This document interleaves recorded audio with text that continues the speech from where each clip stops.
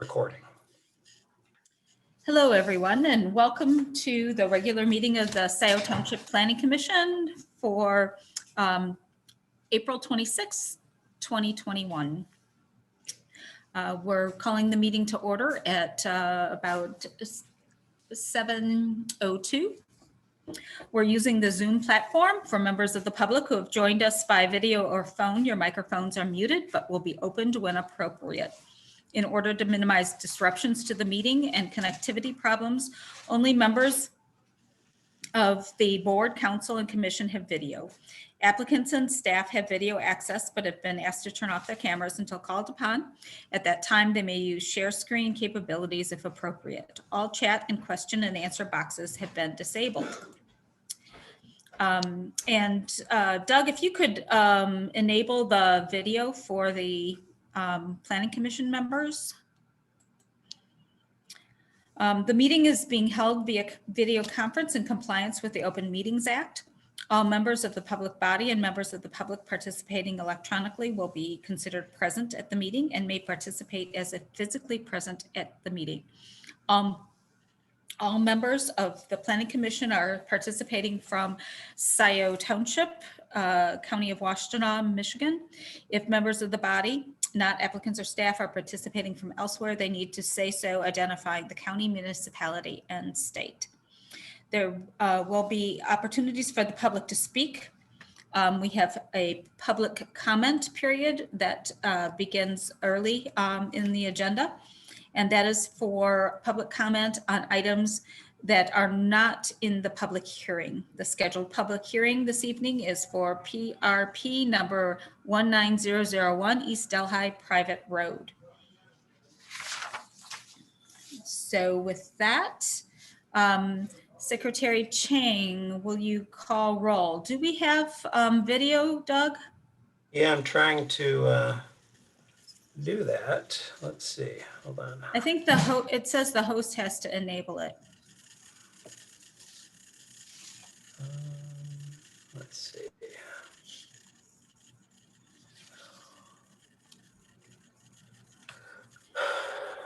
Anyway, Secretary Cheng, if you could go ahead and do roll call, and hopefully we'll get some video. Thanks. Okay, sounds good. Commissioner Holland. Present from tonight. I'm in Dexter Township, Washtenaw County, Michigan. Commissioner Moore. Present, Scio Township, Washtenaw County, Michigan. Commissioner Sharma. Present, Scio Township, Washtenaw County, Michigan.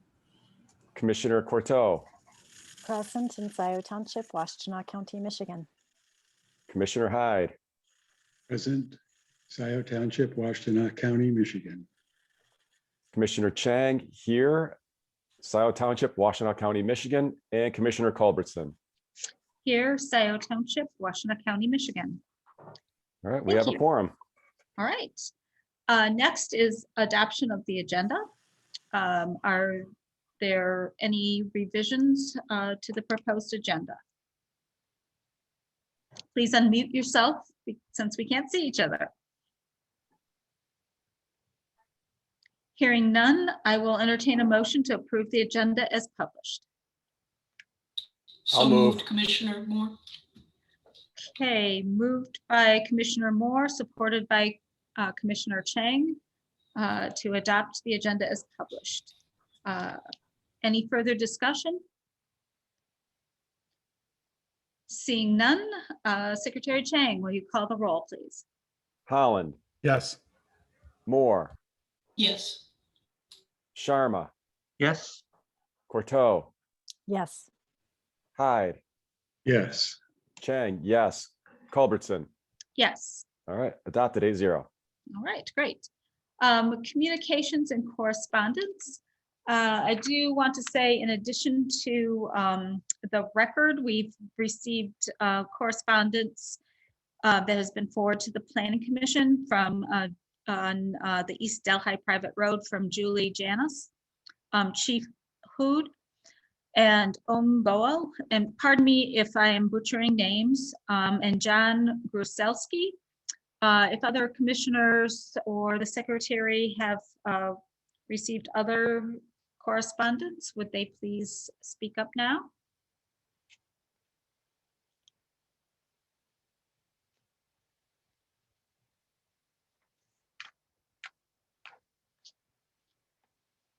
Okay, hearing none.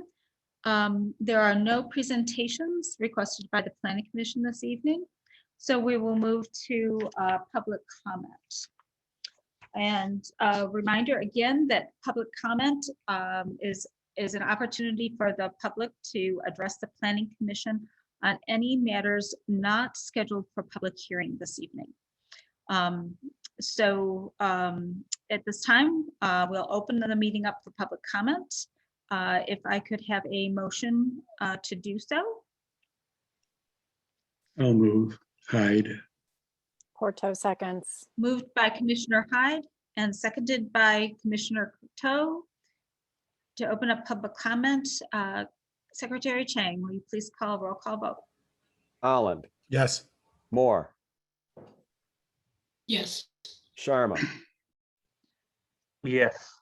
Courteau, Yes. Hyde, Yes. Cheng, yes. Culbertson, Yes. okay, passes. All right, we open for public comment at 7:08 p.m.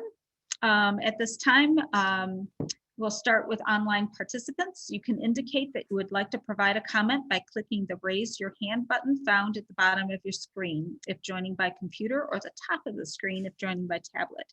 Your microphone will be enabled one at a time until all online participants have had the opportunity to speak once.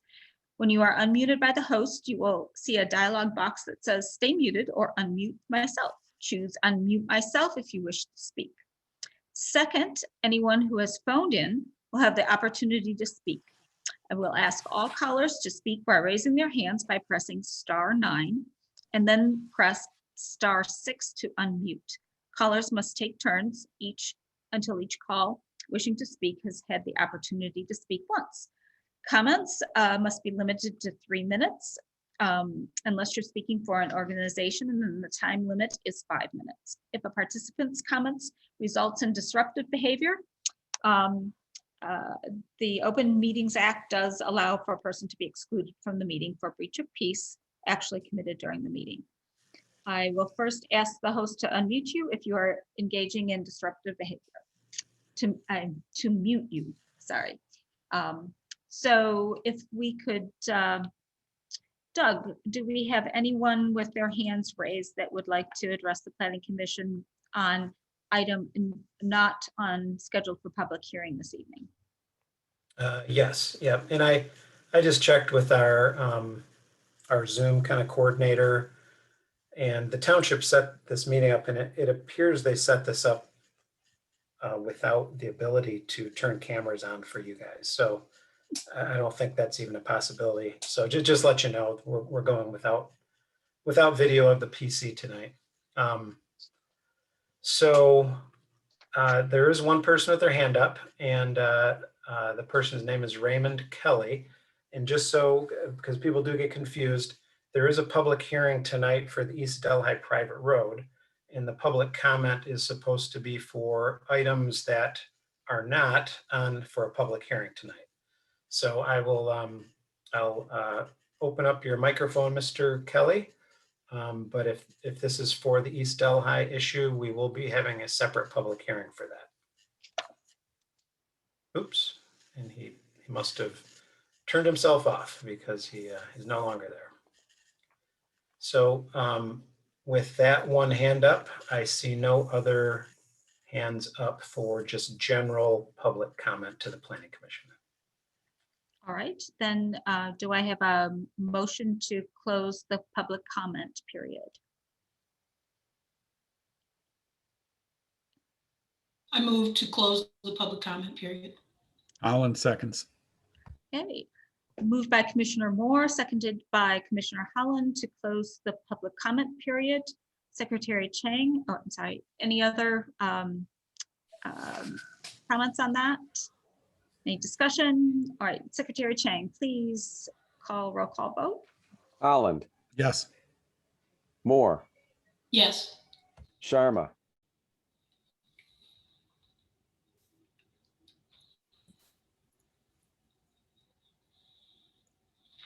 Commissioner Sharma, you need to unmute.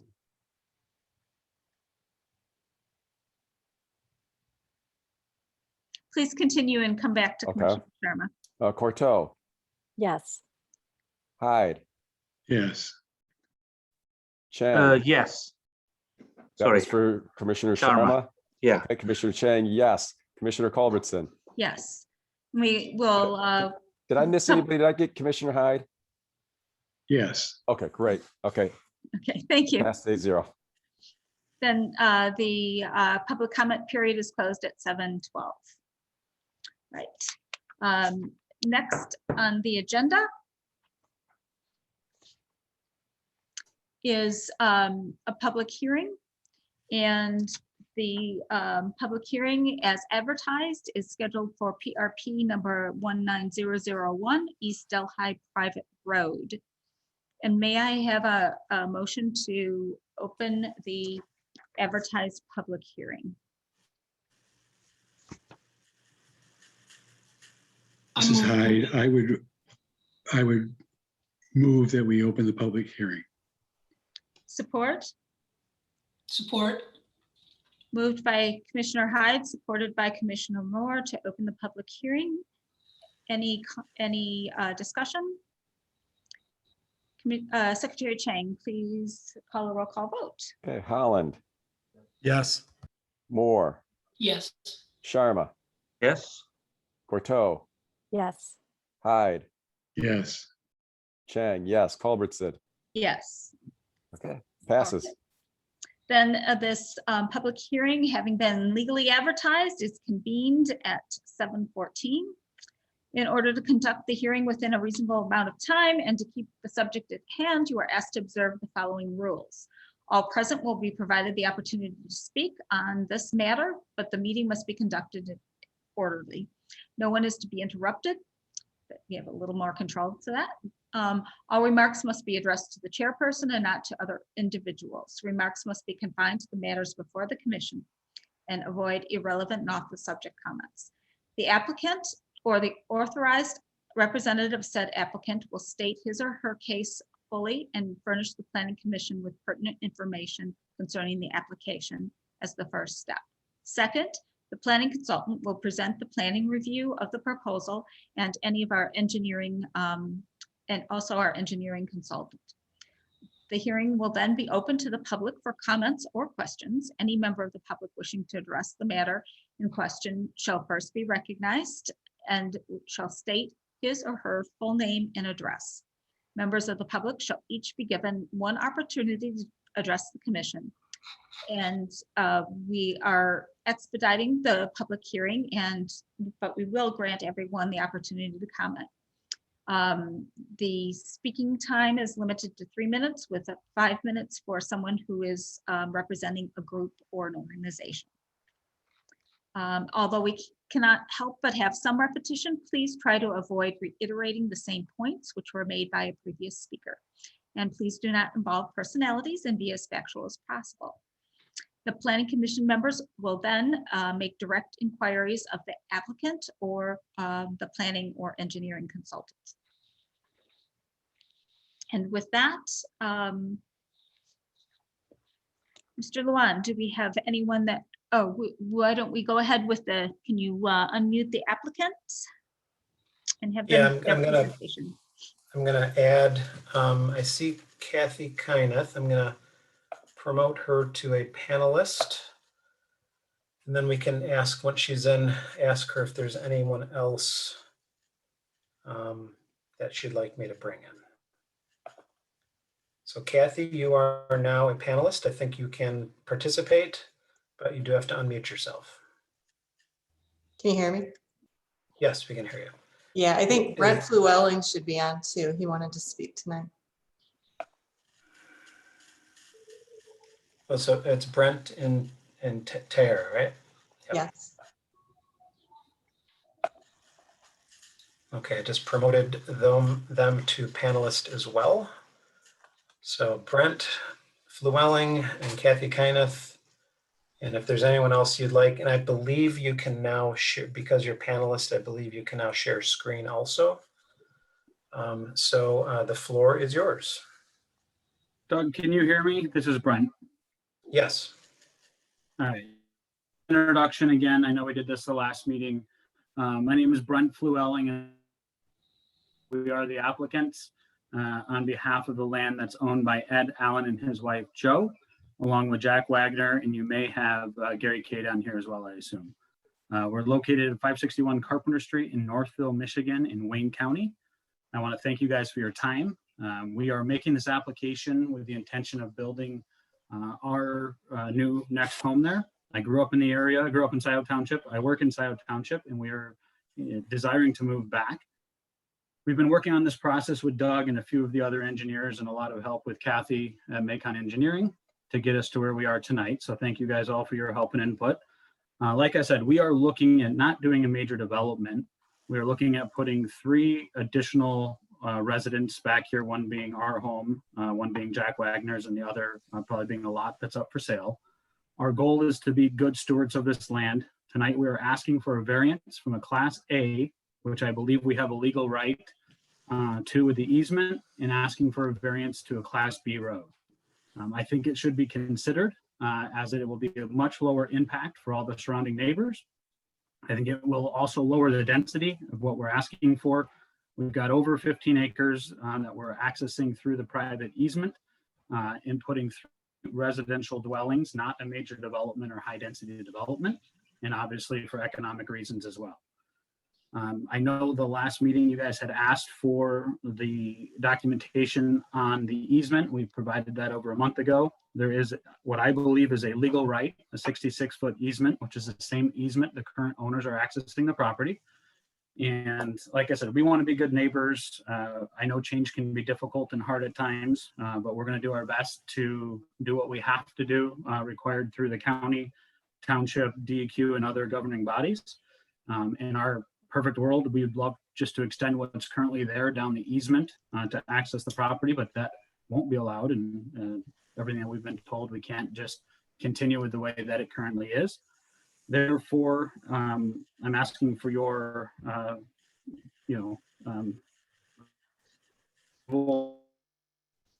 Class A road down the legal easement that going. I'm happy to answer any other questions. And like I said, we really want to be good neighbors and be good stewards of the property and have as low of an impact as possible to build our family home. Thank you once again for your time. And Kathy, if you can kind of go through from there, and I'm happy to answer any questions or stay as involved as you want me to. all right, this is Kathy Kyneth with Macon Engineering. And we prepared the plans for the private road variance, and I'll be brief.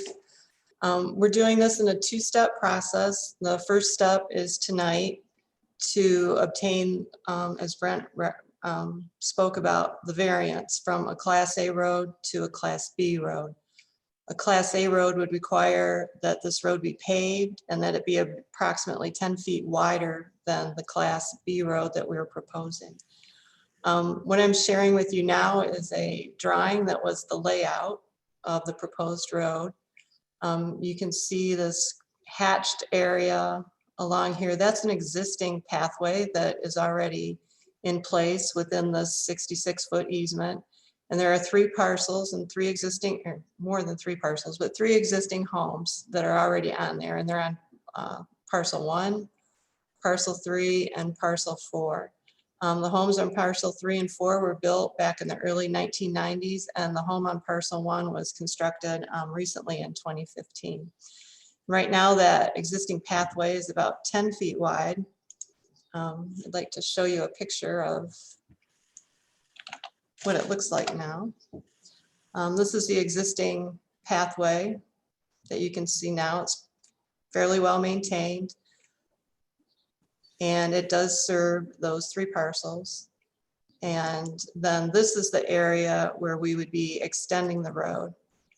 As you can see, there are large power poles and utility lines. That's the south edge of the easement. And this swath that's cleared through here has been in place for years. It's to provide access to these utility poles, and that's where the proposed road would be going. As we said, the first step is tonight. We're asking for the variance. And the purpose for asking for that variance is to minimize the disturbance to the area. As I said, a Class A road would require the road to be about 10 feet wider than what we're proposing, and it would require it to be paved. We're proposing a gravel road, keeping that gravel road as closely as possible to where the existing road is, and then extending it down to provide access to these other parcels that exist along this easement. And then the second step in the process is we would finish up the engineering of the plans, the detailed engineering, and we would be back to the Planning Commission to have approval of those plans. So we're here tonight to answer any questions. Thank you for your time. Thank you. Mr. Lewan, would you give the planning consultant's report, please? Thank you. So this is as the applicant mentioned, this is a request for a private road variance. If the variance was to be granted by the township, they will be coming back to the Planning Commission for full-blown, engineered drawings of the road itself, which at that point we would get into some of the more significant detail for the road construction and all that sort of thing. What we're being asked tonight, as was mentioned, is strictly to look at the variance. So the private road variance, whether this road should be built to either a Class A private road, and a Class A private road is what would be required due to the length of the road. In Scio Township, there are 3 different classes of private roads. There's a Class A private road, which is a road that is very similar to what a county paved road would be. The same width as a county paved road, generally the same standards of construction. Class A roads are roads that provide access to 10 or more homes. That's one of the criteria that would require to be a Class A road. The second criteria would be that the road would be over 1,000 feet in length. And so, as the applicant mentioned, they are looking at 3 new parcels. And when I look at this area, I note that at a maximum build out of existing and potential lots on the road that they're proposing, we could get 9 homes. Now that includes the existing homes on the site. So basically there could be, at a maximum build out of the way they've designed this road, to be 6 new homes. Now I know those aren't under control, some of that property is not under control of the applicant. However, it is possible that these other homes would have access to this private road. So just so we know the maximum we'd be getting under these conditions, it would be potentially 6 new homes. Now, as I mentioned, one of the criteria for a Class A road is that there be 10 or more. So even under the current highest density scenario, there are only 9 potential homes that would be accessing this road. So the number of homes is not the issue here with the type of road. It's really the length of the road. So anything over 1,000 feet in length requires the road to be a Class A. So it's not as though the number of homes, traffic generation is a problem. It's just the length, which kicks it into this category. So that's what we're dealing with. And for those in the public listening and maybe listening to the recording later, the Planning Commission in this case is a recommending body, in that regardless of what happens tonight, whether it's approved or denied, this would go on to the Township Board for a final decision. And the Township Board would consider the Planning Commission's recommendation, regardless of what that recommendation is. It still goes on to the township board for final action. So we reviewed the project, and we have a report on file, and it's in your packet. I'm not going to go into significant detail on the report, but I'd be happy to answer any questions that Planning Commission has.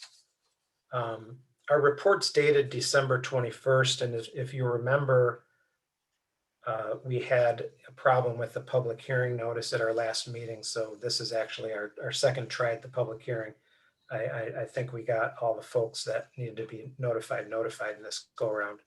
So if you see a report that says December 21st, it's not an old report. That's the report we did for the meeting that had to be postponed due to the notice problem. So in that report, we kind of go through the standards, and we have a few items to be addressed. The applicants provided some information on these items, and frankly, some of these items are more final, or would really be addressed more at the final stage of plan review. And I'll go over those items starting on page 4 of our report. We wanted the applicant to provide a possible road name for consideration. The applicant indicates that they intend to use East Delhi as the road name. This is what the current homes have their addresses, or their east. I think the three existing homes are all East Delhi. So it's their intention to not have a unique name to this road. The fire department has reviewed the plan. I don't know if they reviewed that item specifically, but that item to a certain degree has been addressed because the applicant indicates that they do not intend to have a unique private road name for this road. The second item is at the township engineer to conduct technical review of the revised private road submittal. That technical review, although I'm sure the township engineer who's on the line here and will be speaking in a moment, I'm sure that they have some comment on the private road variance request, but really the technical review of the private road would occur at the private road submittal step, which would be the next step. The third item was to review of the revised private road submittal by the township fire department. The township fire department did review this, and I received a recent email from the fire department regarding this request.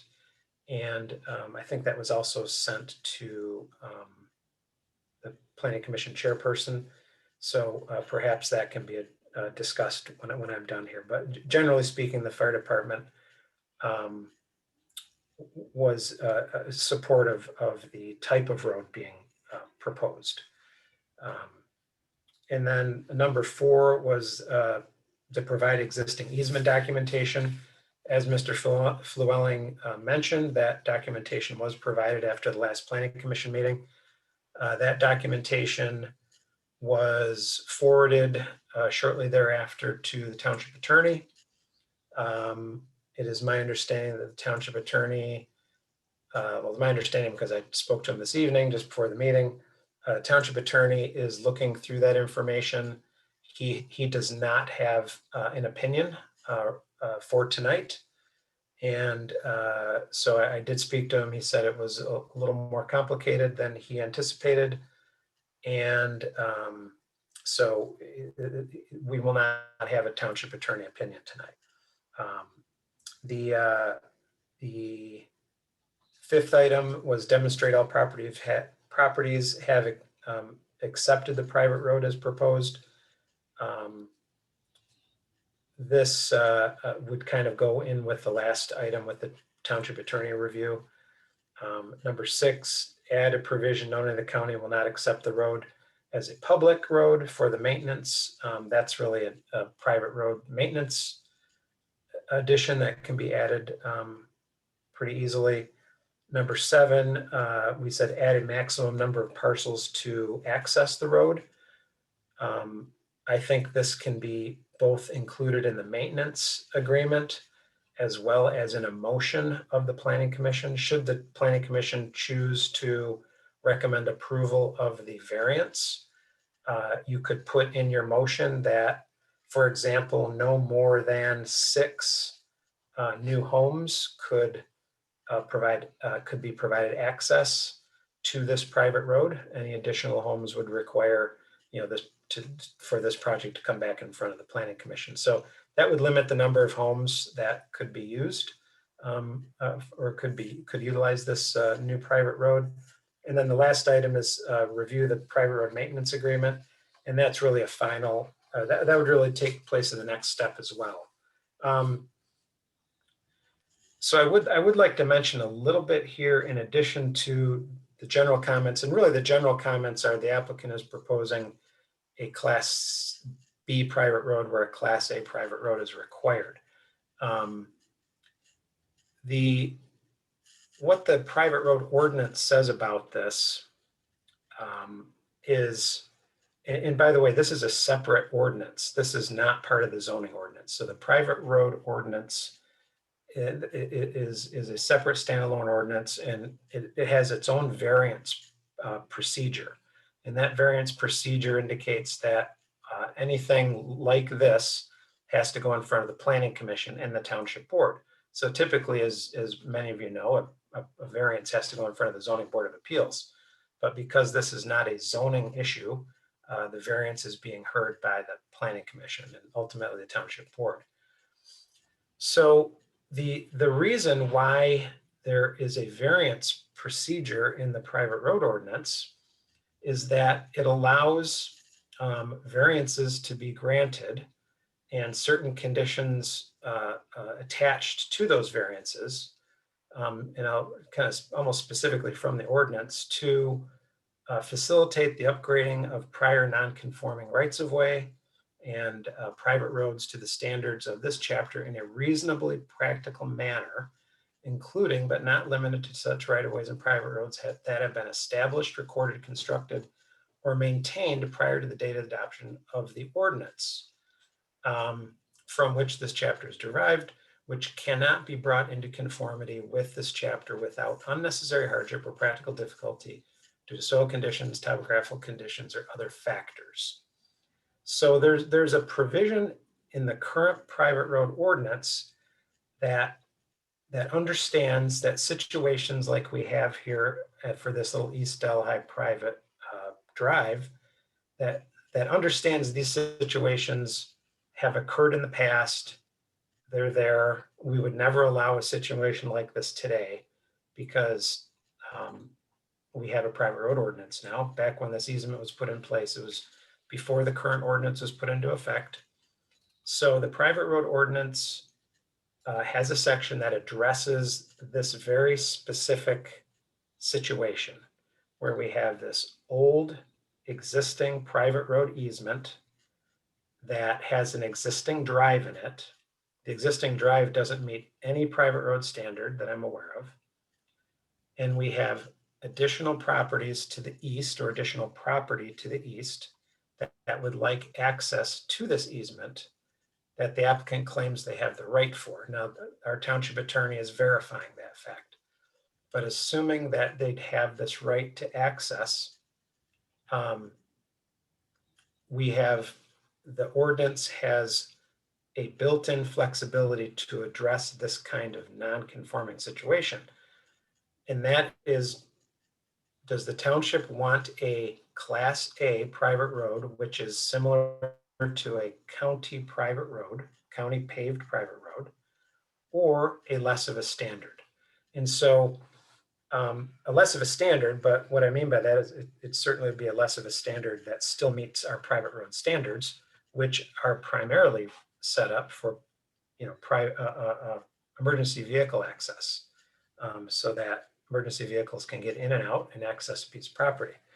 So that's really what we are trying to determine tonight, is if the Planning Commission believes that there are some issues, unnecessary hardship, practical difficulty with this site that justify putting in a road that is less than what would be required under the private road ordinance.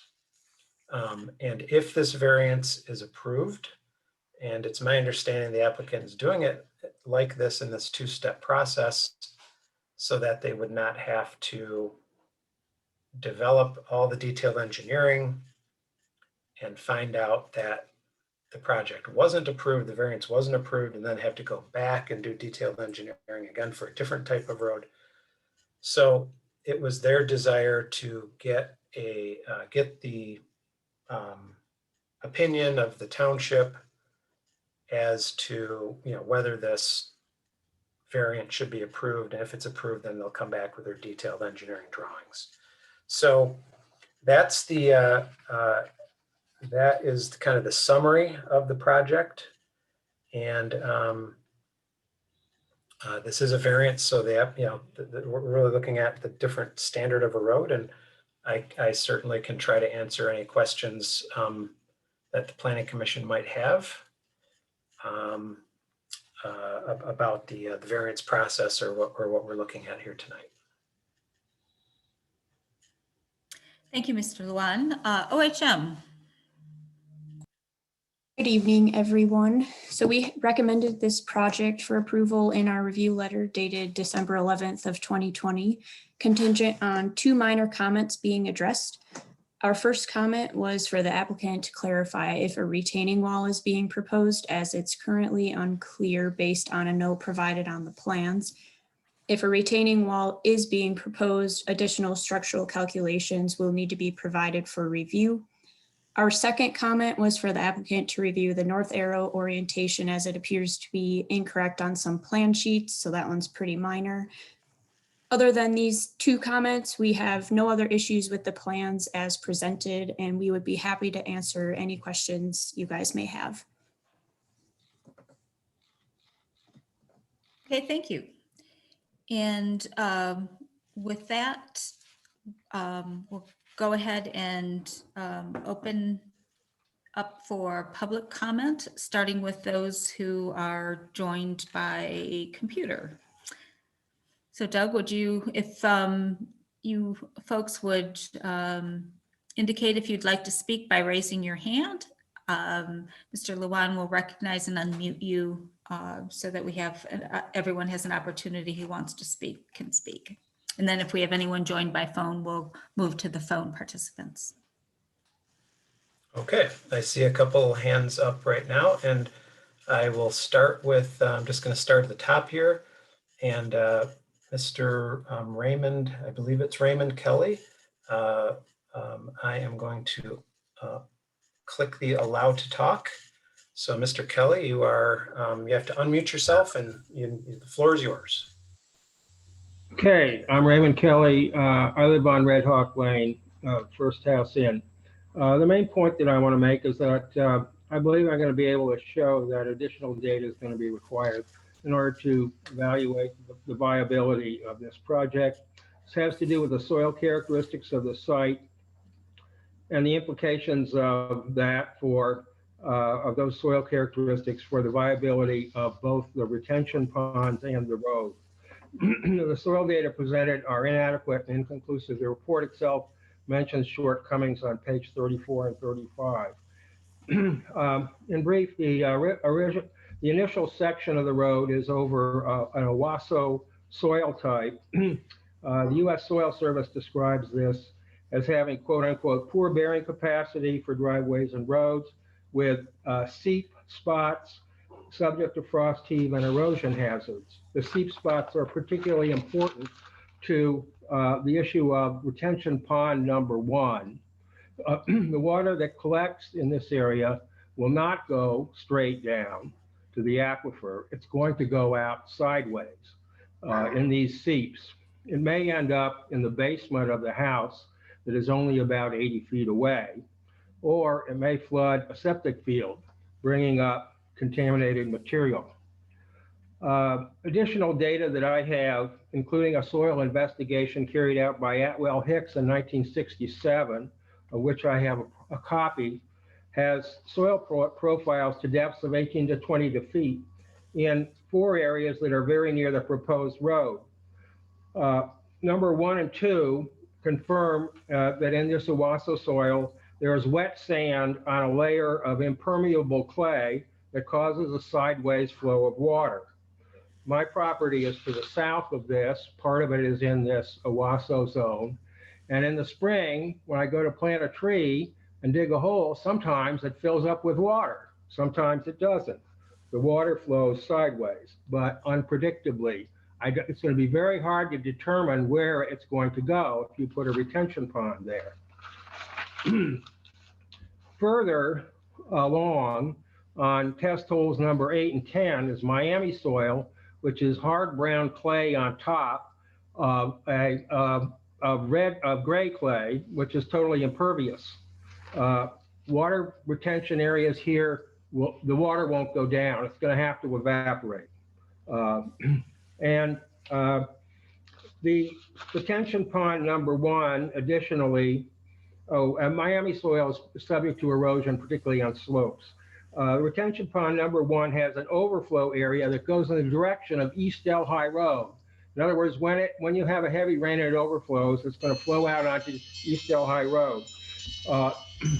It also has an area showing drainage that goes to the north uphill, underground. It's going to take a lot of data to persuade anyone that the water on top flows west and the water underneath flows east.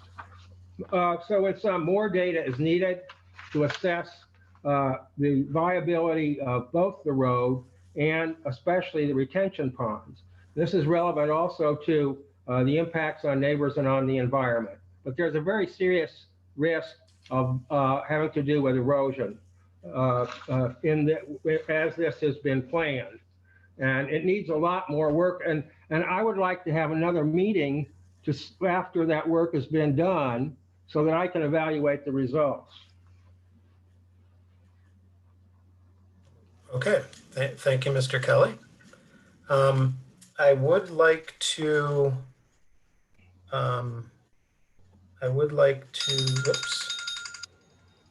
mention, I forgot to mention, I would like to mention that we are limiting, our comments are 3 minutes each. And so we will be keeping track of that. I forgot to mention that. Okay, so our next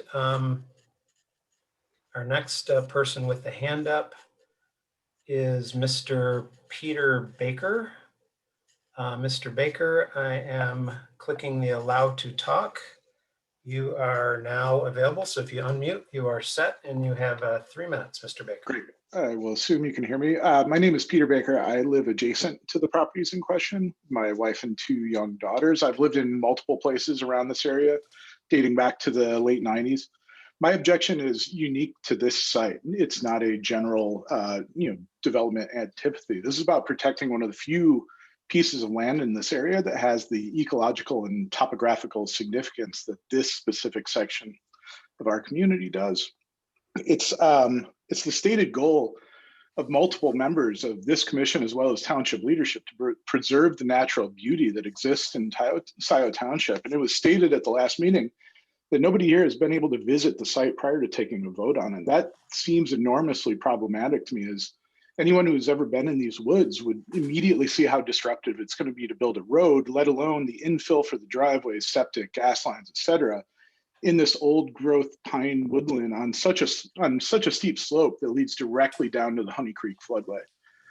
But as I thought about that, I almost understood why a visit wouldn't seem necessary. Usually what we deal with land-wise in Southeast Michigan is the flattest part of one of the flattest states, but not this spot. Of all the places I've visited around Ann Arbor, Honey Creek is by far the most varietal in multiple ways, from the elevation, the actual ravine that runs through here, the ecology, and those trees and animal life, and its location. It's one of the only natural links between Huron River Drive and the rest of the township down to Miller, Jackson, and Liberty. And that last point is one that has been identified in the Scio Township Master Plan to preserve an interconnected system of riparian corridors, woodlands, tree rows, and open spaces.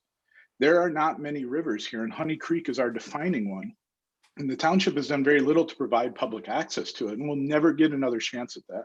It's literally laid out on a map in the latest Scio Township newsletter as a preserve and natural path, which from what I've heard from neighbors has been the plan for a long time.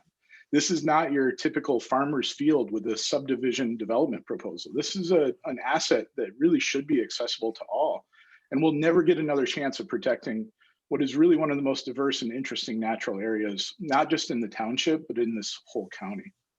I would implore not only this committee, but the landowners themselves, please work with the Township Land Preservation Council, the Legacy Land Conservancy, the Southeast Michigan Land Conservancy, the Washtenaw County Natural Area Preservation Program. They, and likely many of us on this call, would absolutely help ensure that a commitment to preserving and providing appropriate public access to this delicate and exceptional area would be even financially beneficial to everyone, perhaps even well beyond the financial return of developing on it. Thank you.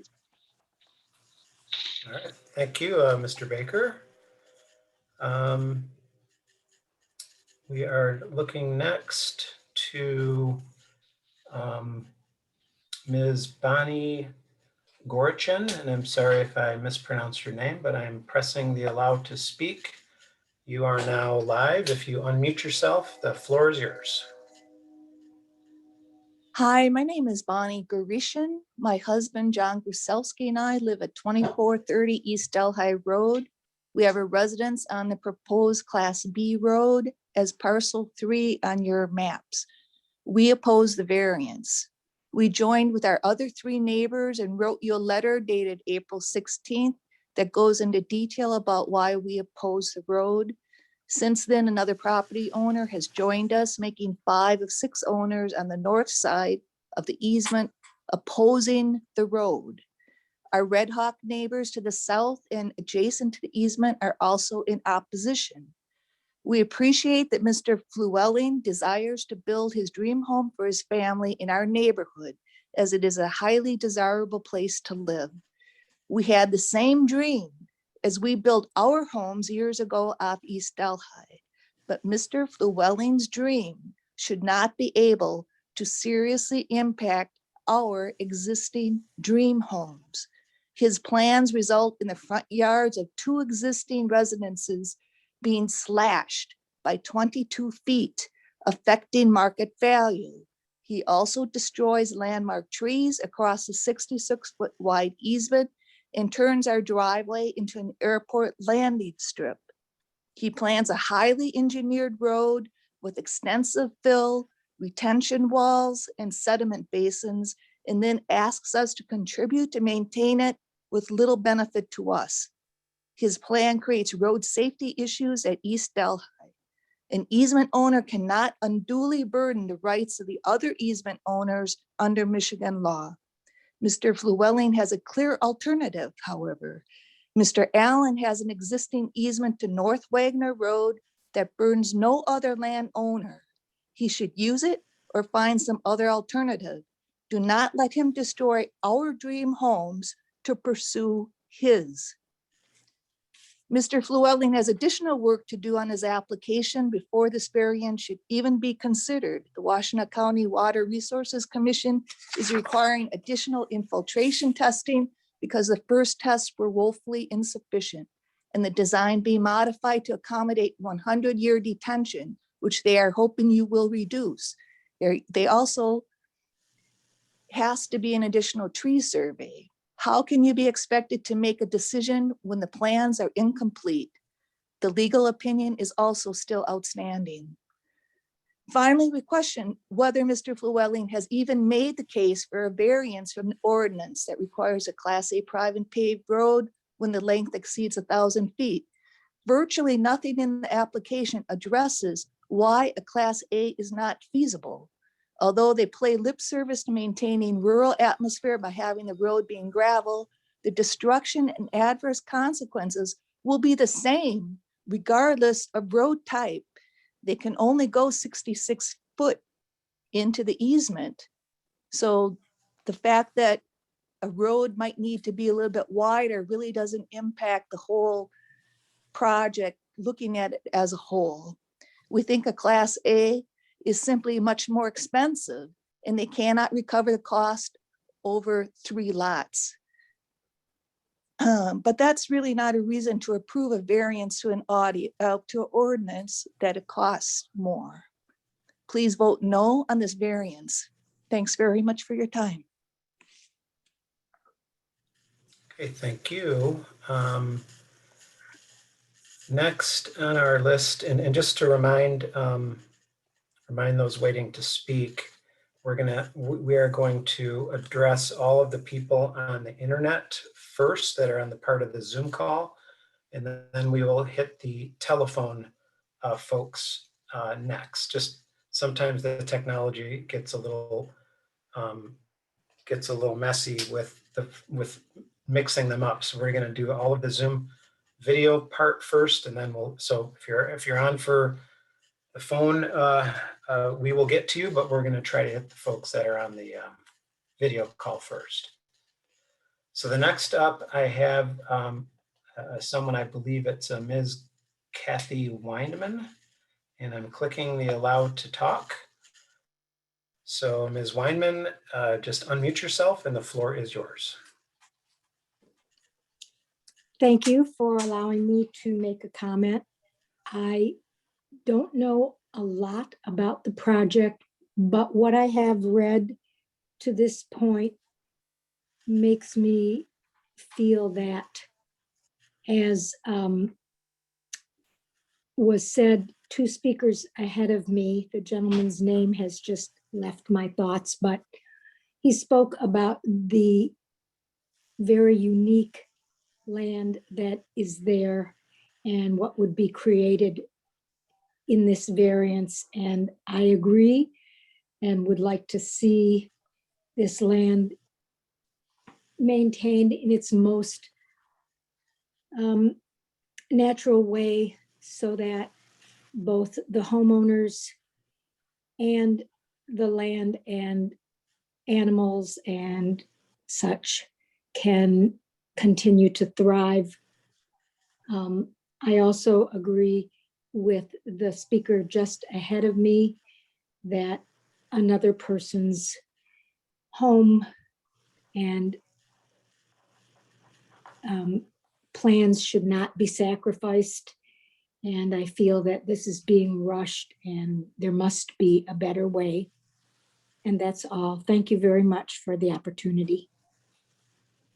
Okay, you're welcome. Our next. May I add just one last thing, sir? Yep. Excuse me. Yes, At the very beginning, something was said about not repeating previous comments, and I take issue with that. I feel that as a teacher of 27 years, the repetition of the truth is important, and people repeat comments because either they agree or they disagree. New comments are not always appropriate. Thank you. Thank you. Next, with the hand up is Mr. Rod McKenzie. At least that's the name I see. So I'm clicking the allow to speak button. And Mr. McKenzie, if you unmute yourself, the floor is yours. Thank you, Chair. Can you hear me? Yes. Okay. My name is Rod McKenzie, and I live at 39 Holden Drive with Lisa Bausch. And we are also signatories to the letter that you received objecting to the variance and the building of this road.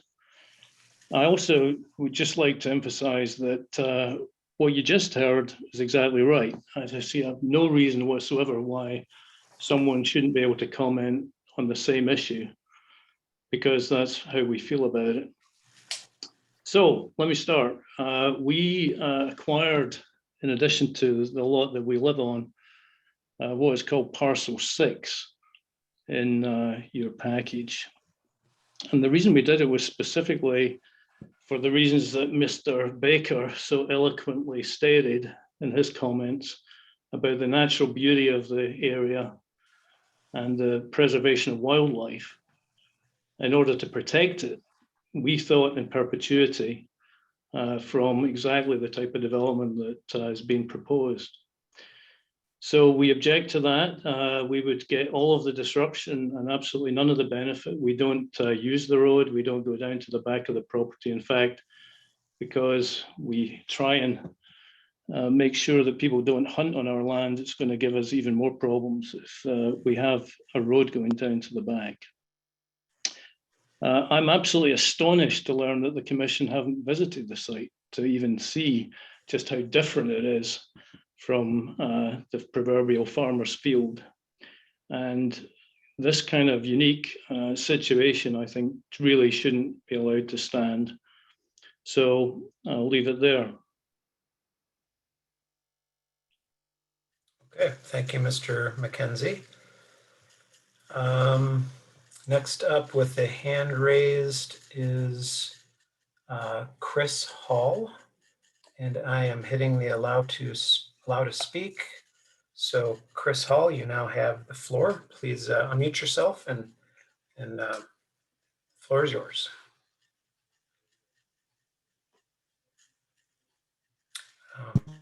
But you do have to unmute yourself. There you go.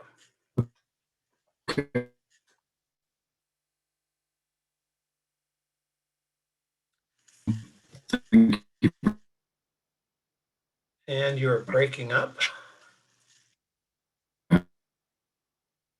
Sorry for the, yeah, I just did hear. You're breaking up. You could try again real quick. So let me, if you can't hear me using the laptop, let me dial in using my phone. Can you go to the next speaker? I can hear you. I can hear you now.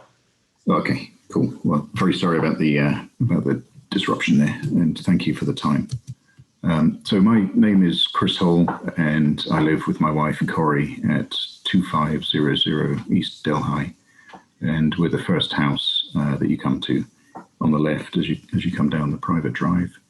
And we live directly to the north of Ray Kelly, so just across the drive and across Red Hawk. And I just would like to share two main points, although the second one actually has 6 sub-points.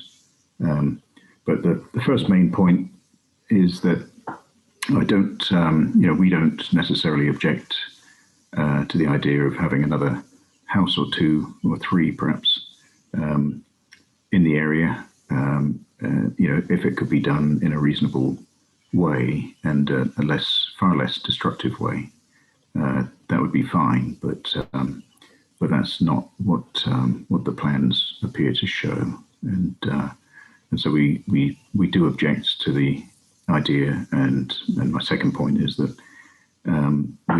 we're against granting the variance. For the reasons that we indicated in the document that we had sent for the Commission's consideration. But let me just touch on 6 of those briefly. One is that I don't think it's been proven yet that there actually is a legal right for the applicants to use the easement.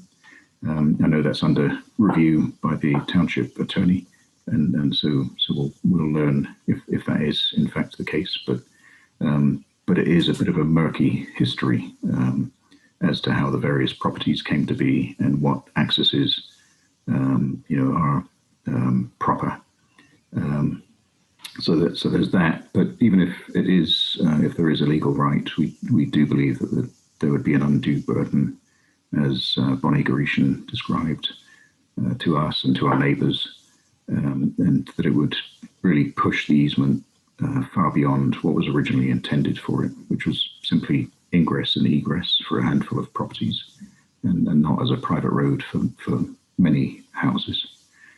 So, and specifically for us, actually, it's been described already, but we would lose roughly 20 to 25% of the front lawn of our property, and that would be consumed by the expanded road, and also the large drainage basin that would be there to the north.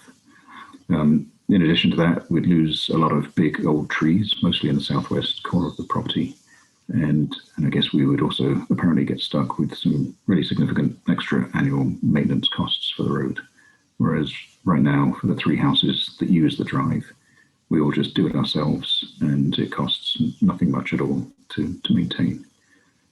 Second point is that it would exact a very significant amount of destruction to the natural habitat, and that was very well described by Mr. Baker. Third point is that it would create a potentially very dangerous situation at this intersection where Red Hawk and the proposed new road open onto East Delhi. And if you're familiar with the area, and if you've been by it frequently, or obviously if you live either on off of our drive or off of Red Hawk, it's already quite challenging with just the 3 houses on our side and the 4 houses on Red Hawk. And especially in this new era where there are multiple daily visits by FedEx and UPS and Amazon and pizza delivery drivers, and many of those drive at very high speeds, both down the driveway and also down East Delhi. So that's a major concern. Number 4. Yeah, Mr. Hall, we are trying to keep people to 3 minutes so everyone has a chance to speak. Sorry, and if you could kind of, your 3 minutes is up, but if you could wrap it up, that would be great. So sorry.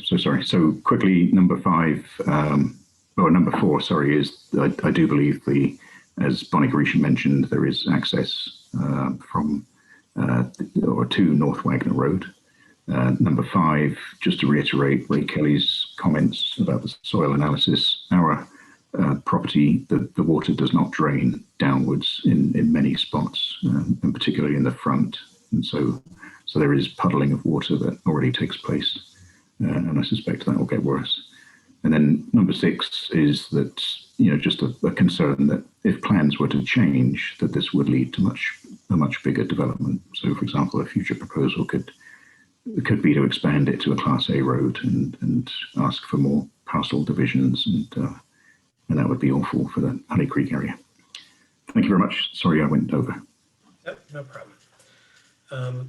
Okay, well, thank you, Mr. Hall. And next up, I see is Ms. Julie Genoes. I know I just spoke to you earlier today, Julie. I'm sorry if I mispronounced your name. I'm clicking the allow to talk. And Julie, if you unmute yourself, you have the floor. Okay, all right. Go ahead. You have the floor, Julie.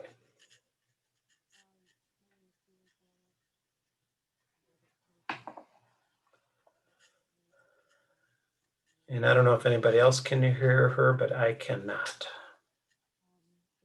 Better? Oh, now I can hear you. Okay. Sorry about Yes. that. My name is Julie Janis, and I live at Cannot hear you. Yeah, we lost you again.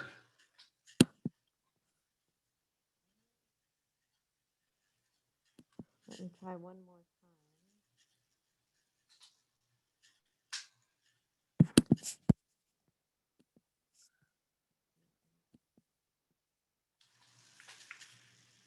No, we still lost you. There's a couple options. We could come back to you, or you could use the call-in number, which is the call-in number is 1-301-715-8592. And there is a meeting ID that you have to input. And that meeting ID is 816-7342-0401. And you could certainly call in. We will get you with the rest of the call in, or you could try again via the Zoom call if you'd like. Okay, we're going to remove Julie and go to the next person. Next person on the screen is George Mashur. And I'm going to click the allow to speak. And Mr. Mashur, you are ready to go. Just unmute yourself and the floor is yours. Thank you very much. I'll be brief. I live at 3955 Holden Drive. I came to this meeting with an open mind to hear the various perspectives. And I have to say, after hearing them, there are some substantive concerns that have been raised. And I think what is most salient to me is the lack of complete data from the legal to the ecological. And in my opinion, it seems very premature to be having this conversation at this time. And so I am inclined to not support this proposal in the current form, pending further data and further evaluation. Thank you. You're welcome. So next up on the list is I have two letters, OM, and I am clicking the allow to speak, and I have done that. And you now have the unmute yourself, and you now have the floor. And that is, I've just, the caller identified with the letters OM. You are live. There you go. Yes. So, okay. yes, So this is, yeah. So this is Om Goel. Thank you very much for the opportunity to speak on this matter. I live on 3995 Holden Drive, and parcel number 2 in the back where the road is proposed is my parcel. We purchased the property in 1981, and my wife and I built our house for the family in 1984 and moved here. And we truly enjoyed walking with the family in the back. It's really a beautiful area, really a great nature's preserve. And I feel that I believe the proposed new road will upset the ecological damage, will be very bad because of thousands of species who live and make their home there, and all the road construction, loss of trees, and it's going to be these species have been living there for millennia. It'll be a real disaster, and for them. And I believe it's really not necessary to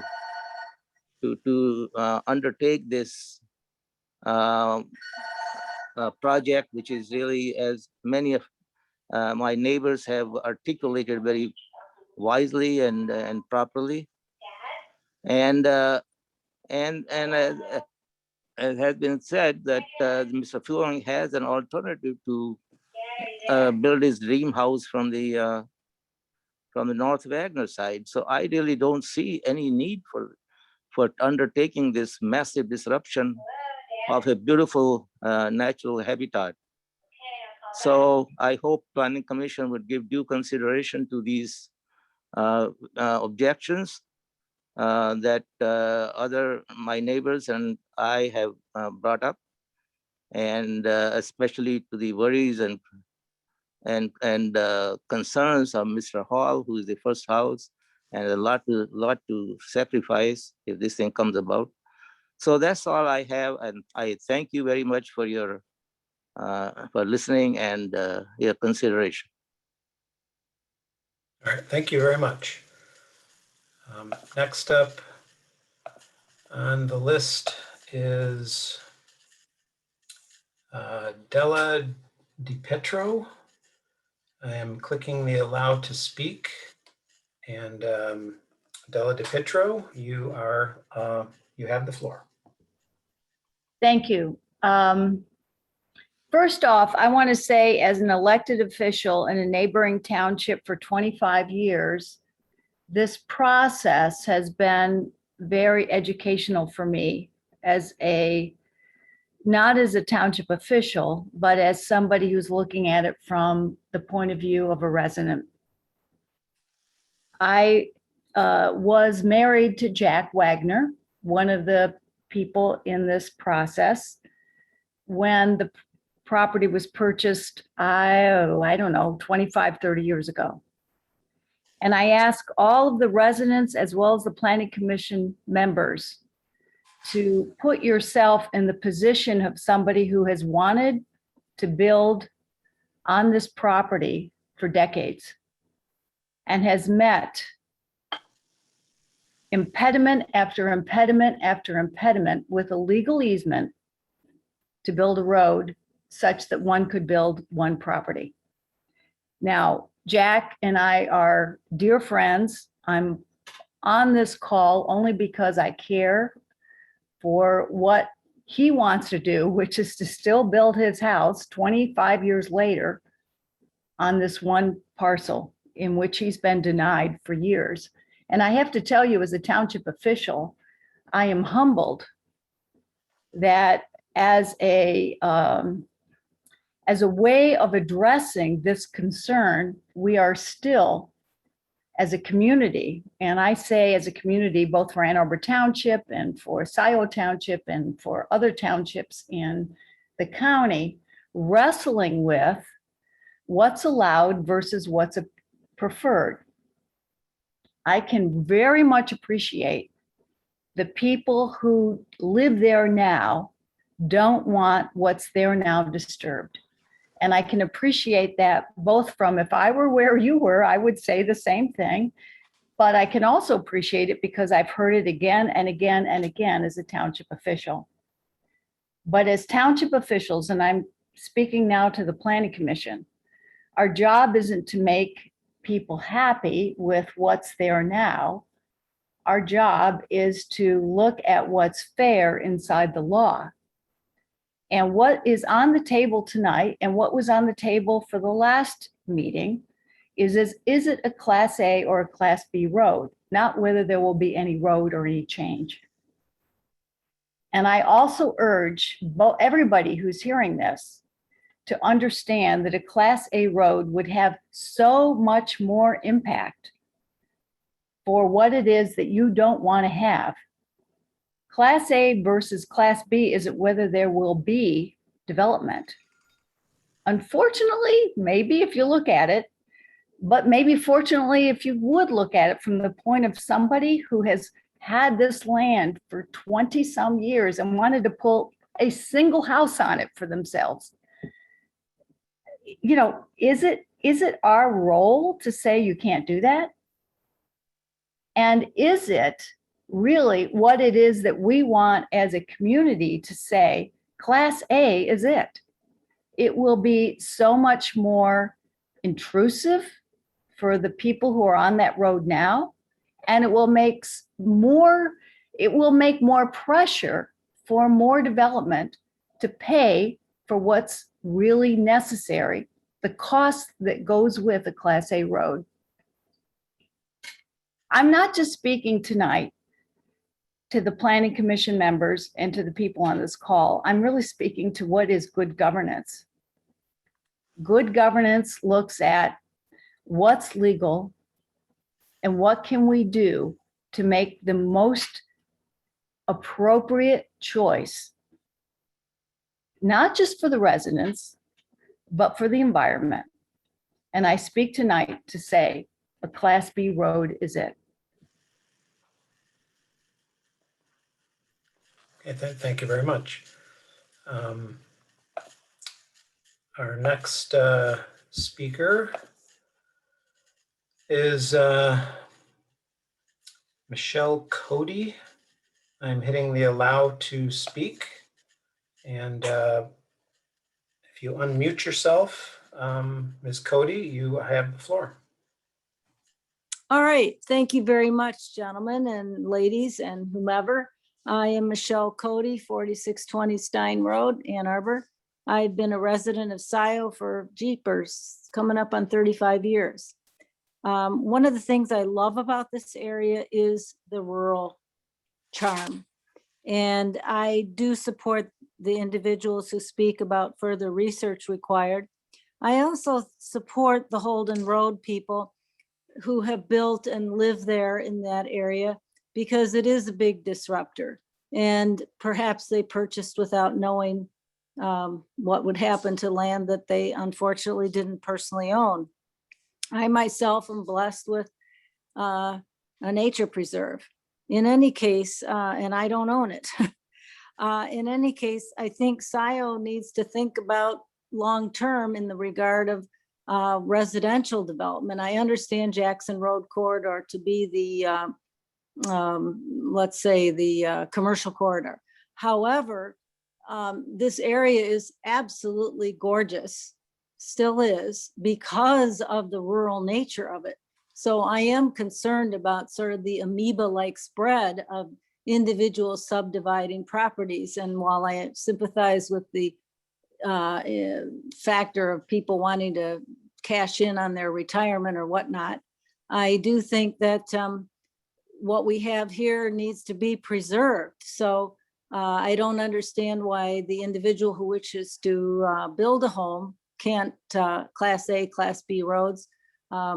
I'm late to the party here tonight, but a driveway to their residence, I can't see that as disruptive, but I do think that this area has the rural charm, and there really needs to be a real consideration about what do we want, and what do the people who have built and not held on to land for X amount of time, don't they have a voice? So I appreciate the opportunity to speak. I'm glad that you're listening to the diversity of opinion. But I definitely say that further research is required, and I hope that might happen. Thank you. Thank you all. Okay, Ms. Cody, most of the folks have done a good job of identifying where they live. And I would remind the rest of the speakers, I think most people have done that, but could you let us know where you live for the record? Oh, I thought I did. Pardon me. 4620 Stein Road. Okay, all right. Thank you. Yes. Okay, next up with their hand is just someone with the name Bob. So Bob, I'm hitting the allow to speak button, and that will put you live into the webinar. So unmute yourself, let us know where you're from, and you have the floor. Hello, Bob is my husband. My name is Louise Groden, Groden. I live at 2540 East Delhi Road. I live adjacent to Chris Hall, the first parcel on the proposed road. I am against this. First of all, they keep talking about Class A road, which they seem to think they can have. At the beginning of the conversation, it was said that a Class A road required 10 or more homes. There are 9 homes max approved for this area. There should be no reason to be talking about a Class A road unless we are exceeding 9 homes. So I do not see any reason to be considering that this is required in any way, a Class A versus the proposed road. I see the proposed road as being the only thing actually being on the table. And given that the applicants have another access that is not as disruptive, the consideration of the nature area should be part of this process. This will be disruptive not only to the people adjacent to the road, but myself, one house over, one property over. The amount of traffic that will go by, I will see all of it, every single bit of it from my house. I will see all of this construction. I will be completely impacted. I was not notified of this because I am not adjacent. Everyone in this neighborhood will be affected, and it concerns all of us. I do not see why any variance at all should be considered unless it is in conjunction with the entirety of the planned property. That's all I have to say. Thank you for your time. You're welcome. And we have a few more folks that have their hands up. The next one is Rob Pattison. So Mr. Pattison, I will hit the allow to speak button. And you are now live. If you unmute yourself, you have the floor. Thank you, Doug. My name is Rob Pattinson, 500 North Zeeb. We would like to speak up in support of the neighbors of East Delhi and around the Wagner Road area of this proposed road. In the 67 pages of the proposal included in tonight's agenda, I can find nothing about water quality relating to these properties. Testing has shown that Honey Creek was poisoned by Gelman. What is the current status of the creek water? What are the results of well water testing for properties adjacent to the creek? Are wells even an option for building a home here? Two of the properties owned by the developers have access to Wagner Road. The split off property, I think it's called property number 22, has a specific provision in the property lines giving access to Lamplighter Drive through the Lamplighter Park that Scio Township already owns. With access to the property already available to the owners, why do they feel it necessary to make the neighbors pay for additional access? The developers might pay for building the road, but the neighbors are going to pay for loss, are going to pay through loss of their property to the easement, through loss of their property values, and through the loss of their quality of life. After the road is built, they will have to pay for road maintenance. Have the developers approached the homeowners with a proposal of how they plan to reimburse them for these costs? Have they provided a rationale of why they feel entitled to install this road? This proposal makes no sense. There seems to be more to this story than is being presented. The piecemeal way the developers are going about the process seems like the thin edge of the wedge. Scio Township has a program for buying property and protecting that property from future development. This seems to be a prime candidate for that program. I encourage the Planning Commission to refer to the April 16th letter. This is a neighborhood that needs careful attention of the Planning Commission. And that April 16th letter is very compelling. Thank you. You're welcome, Mr. Pattison. I think we're getting close to our phone call. We have another hand up of the Zoom call, folks. The name Gary Cade. Mr. Cade has his hand up. Mr. Cade, I'm hitting the allow to speak button. You are now live. If you unmute yourself, you have the floor. Yeah, Doug, thank you. Thank you, Planning Commission. I've been involved with this for about 8 years. I'm 121 North Dixboro, Ann Arbor. I've been involved in this going on about 8 years. A friend of Jack Wagner. I was actually before the Planning Commission 8 years ago, just trying to get a driveway extended for Jack so he could build a home. And through a lot of different reasons, here he is 25 years later and still can't build a house. A couple of things I do want to though clarify is, first off, something does need to happen. I talked to the fire chief again, and Chief Hood said that I could share the conversation I had with him this morning. What's happened on these private roads is they're not maintained to the minimum Class C standard. So why is that important? Well, with it not being maintained to a Class C standard, that road is shrunk down to about 10 feet in most places, 12 feet in a few others. Because in Scio, we're not hooked up to fire hydrants, the way that the fire department would actually be able to respond and effectively put out a fire is they need water tankers. So that's why a minimum of 16 foot wide, and actually that's what it should be. And even that is a challenge to get a tanker side by side. So the Class B road actually does serve that. At 22 feet, you can get a water tanker out and get a water tanker in.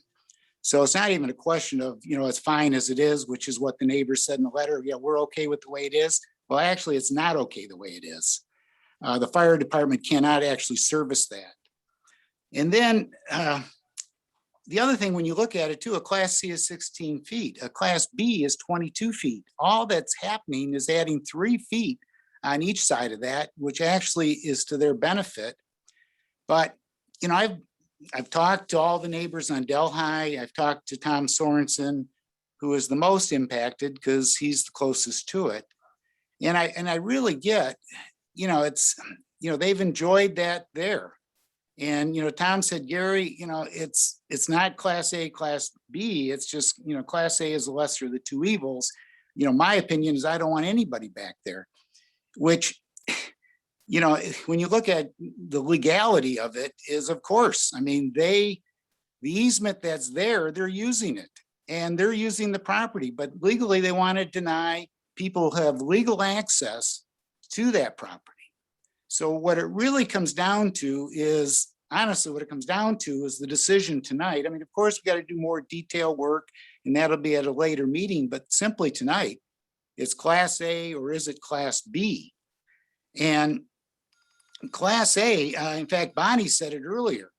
You know, she was saying that we don't want to do Class A because you can't afford to do it with 3 homes. And Bonnie is exactly right.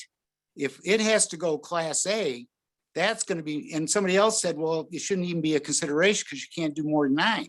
Well, Class A is what the township wants. I mean, we're not doing it because asking for Class B. The township wants Class A. And the thing to do is put a PUD back there. And then you can build 10 up to 12 homes. And that's what can happen. And I think there's been so much misinformation on this. You know, like you can come across from North Wagner. You cannot get a permit to come across Honey Creek. The DEQ would never allow that when there's actually a viable access, a legal easement coming off of East Delhi. So everybody brings that up. You know, again, it's misinformation and there's been a bunch of it on this. So simply what it comes down to is it's going to be a Class A road or a Class B. And it's, you know, and Doug, you know this, I mean, the Class B is to the benefit of everybody's there. It's not a question of, well, if we keep complaining and saying we don't want anybody there and, you know, some trees are going to be touched. In fact, if we stay Class B running in the path that's already there, that DTE services telephone poles, there's very little impact. And that's the key I see, which again is why Class B is so critical. So to me, it's a simple decision. You know, it's either Class A or Class B, and it's a no-brainer that it should be Class B. Thank you. Thank you. Okay. I don't see any other hands. Oh, we do have one hand, right? So Mr. Tom Sorensen, I'm hitting the allow to speak button, Mr. Sorensen. So you are live. If you could unmute yourself, you have the floor. Yes, my name is Tom Sorensen. I live at 2380 East Delhi. As Gary K just mentioned, I am at the end of the existing private drive.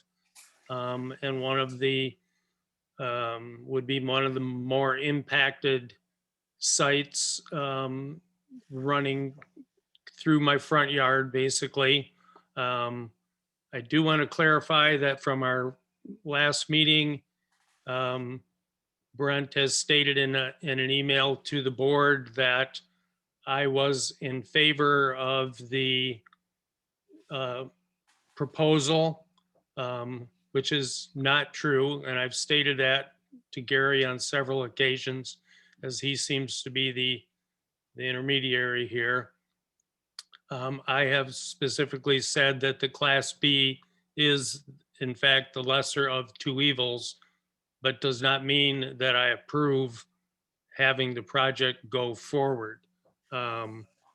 Also, earlier, Kathy talked and presented a couple pictures of the existing driveway that we have now. It's my understanding that even if the variance is approved for Class B, that regulations are in effect that don't necessarily grant the use of the existing pathway we have. It would again have to be submitted for variance to use what is already cleared and would give the least impact. To just approve it and say that we're going to be able to do this is not guaranteed at this point. I understand the frustration for the other parties. I think some of it they already knew was going to be there when their property was purchased. We do not know per se that a road from Wagner would not be granted, be it much more costly than going through our easement that is there already. Thank you for your time. Good night. All right, thank you, Mr. Sorensen. And I'm looking up at the panel. And I don't see any additional hands up. I do have 2 telephone call-in listeners. And there are no hands up for either of those folks. But just to be sure, because I know the telephone call-in is a little more tricky to maneuver your hand raising, I'm going to quickly hit on both of those people. I'm going to allow you to speak, and if you don't have anything to say, just say I have nothing to say, and I'll click you off and go on to the next person. I just want to make sure we don't miss anybody, because I know it's a little trickier to raise your hand on using the phone part of this. So the first one I'm going to hit the allow to speak is phone number 1-734-277-8883. I'm going to hit allow to speak, and then when I'll tell you when you're live, and then if you would hit *6, that would unmute you. So that first phone number, you are live. If you'd like to speak, hit *6, and the floor is yours. So sorry, Chris Hall. I lost my internet connection, so I dialed in, but obviously already spoke. Thank you. All right, thank you. Thank you very much. And then the next phone number I see is area code 734-604-0054. Again, I'm going to hit allow to speak. You are live. If you would like to speak, hit *6, and the floor is yours.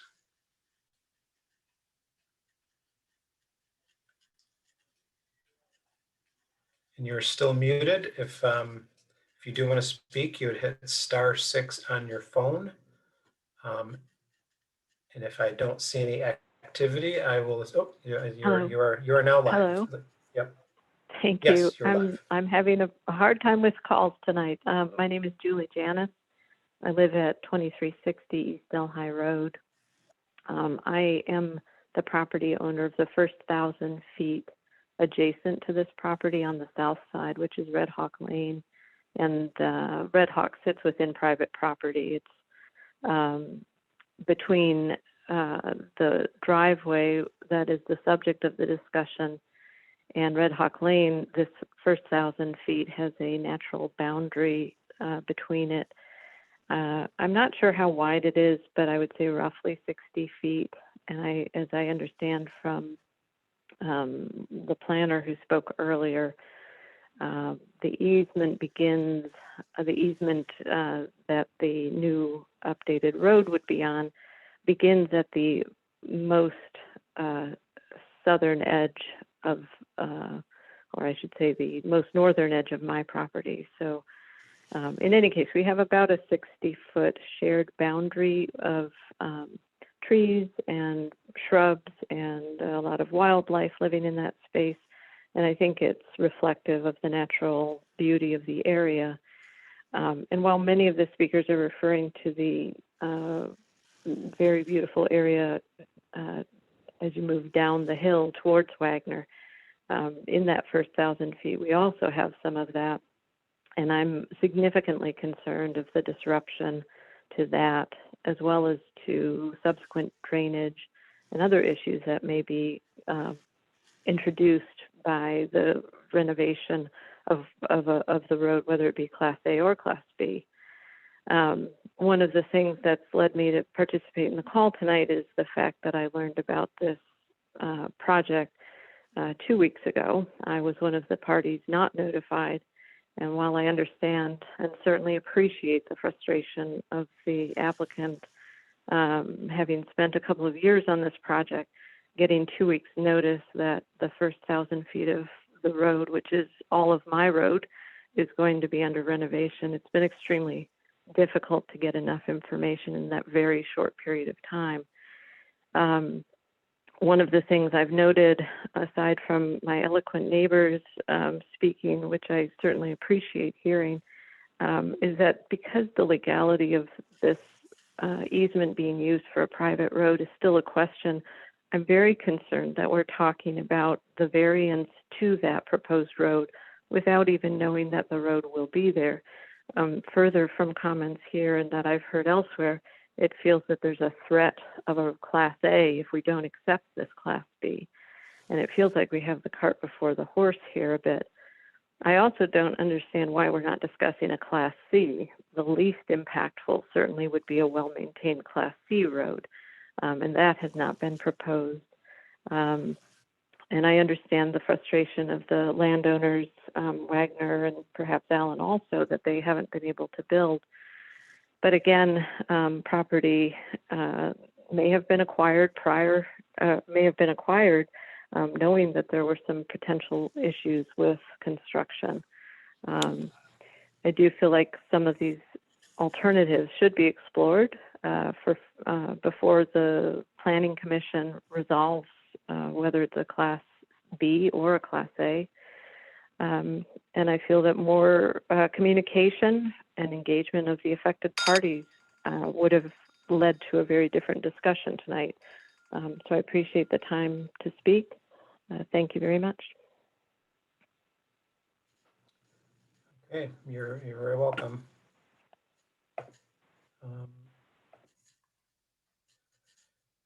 I see now. I don't know if I have some alert people here, but I have another phone. I have another phone in. It might have been one of the ones I just did, but I'm gonna allow it anyway because I don't remember if this was the previous caller. The phone number is 734-277-8883. I'm hitting allow to speak. And if you could hit *6, the floor is yours. Sorry, it's me again, Doug. Okay, so I'm sorry. Yep, no, I'm sorry. I should have recognized the number. No worries. Thank you. Trying to do a lot of things here. So, okay, so that is it. So at this point, if there are any other people that would like to speak, please use the raise your hand button on your computer. And we'll give everyone a couple of seconds to do that if there's some people that don't believe they've their comments or concerns have been heard. And I'll just give you a couple minutes here to do that. And seeing no other hands being raised at this point, I think we can turn the meeting back over to the Planning Commission Chairperson, Jan Culbertson.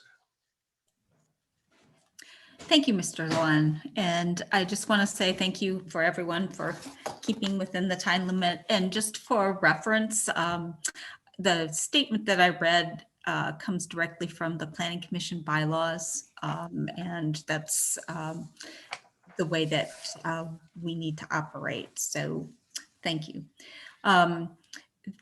Seeing no other public participants that would like to address the Planning Commission, I would entertain a motion to close the public hearing. So moved. And support? Support. Okay, moved by Commissioner Hyde, supported by Commissioner Sharma to close the public hearing. Any further discussion? Hearing none. Secretary Cheng, will you call a roll call vote? Yes. Holland, Yes. Moore, Yes. Sharma, Yes. Courteau, Yes. Hyde, Yes. Cheng, yes. Culbertson. Yes. Okay, close 7-0. All right, then we'll declare the public hearing closed at 8:42. So because we can't see each other, I think what I'll do is just kind of go around and commissioner members can ask clarifying questions of the applicant or our consultants. And I'll start with Commissioner Holland. Thank you. I do have a few questions and then I have some input. Doug, if this is an easement that's granted to the parcels, to the new parcels of record, can the applicant construct a Class A road without a variance? Yeah, yes, and that of course is the big question that we're trying to get clarification from the township attorney. But if all of the parcels that are shown here, that are shown in the application material, have legal access to that 66-foot wide easement, a Class A road could be applied for by the applicant, and there would be no public hearing as long as they met the ordinance standards for a Class A private road. The township would be, in essence, required to approve that Class A private road. Thank you. So as I was reading through the packet and things earlier, the adjacent properties seem to want less disturbance to the surrounding area. They're concerned about drainage, wildlife, safety, all those things. And what I'm hearing is that a Class B road allows less disturbance. It would have less issues with drainage because it's less hard surface. It would be better for the wildlife because it's more natural. I think there's a safety issue as far as the fire department, and Chief Hood seems to think that is adequate. It always amazes me that adjacent residence owners forget that they impacted an area when they built there, and they like to talk about how this is going to impact. But their property, when their house was built, impacted the area too. And if existing homeowners have improved and are encroaching on an easement by putting their lawn in the easement, it's I'm sorry, but if it's a valid easement, I support construction of the road as a Class A or Class B private road. Class B preferably instead of a Class A road. I do agree with Ms. DiPietro that these lots had been owned for a long time, and the ordinance have changed from here and there and all from time to time. And as I recall, back in my younger days, Holden Road was a big issue when Holden Road was built. People were up in arms about Holden Road. So those are my comments. Thanks.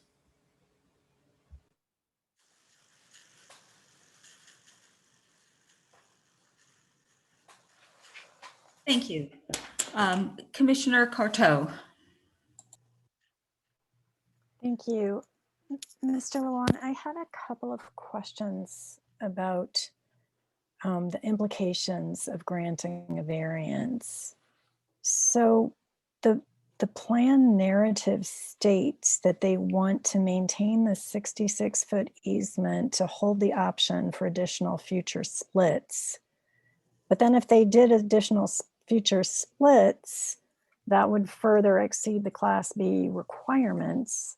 So I guess my question is, once a variance to Class B is granted, that's already there. And then this, if they did additional splits, this would continue to be out of conformance with what this ordinance is trying to address, which is to bring it into conformance. So I guess I'm puzzling over how this is actually going to bring this road into better conformance.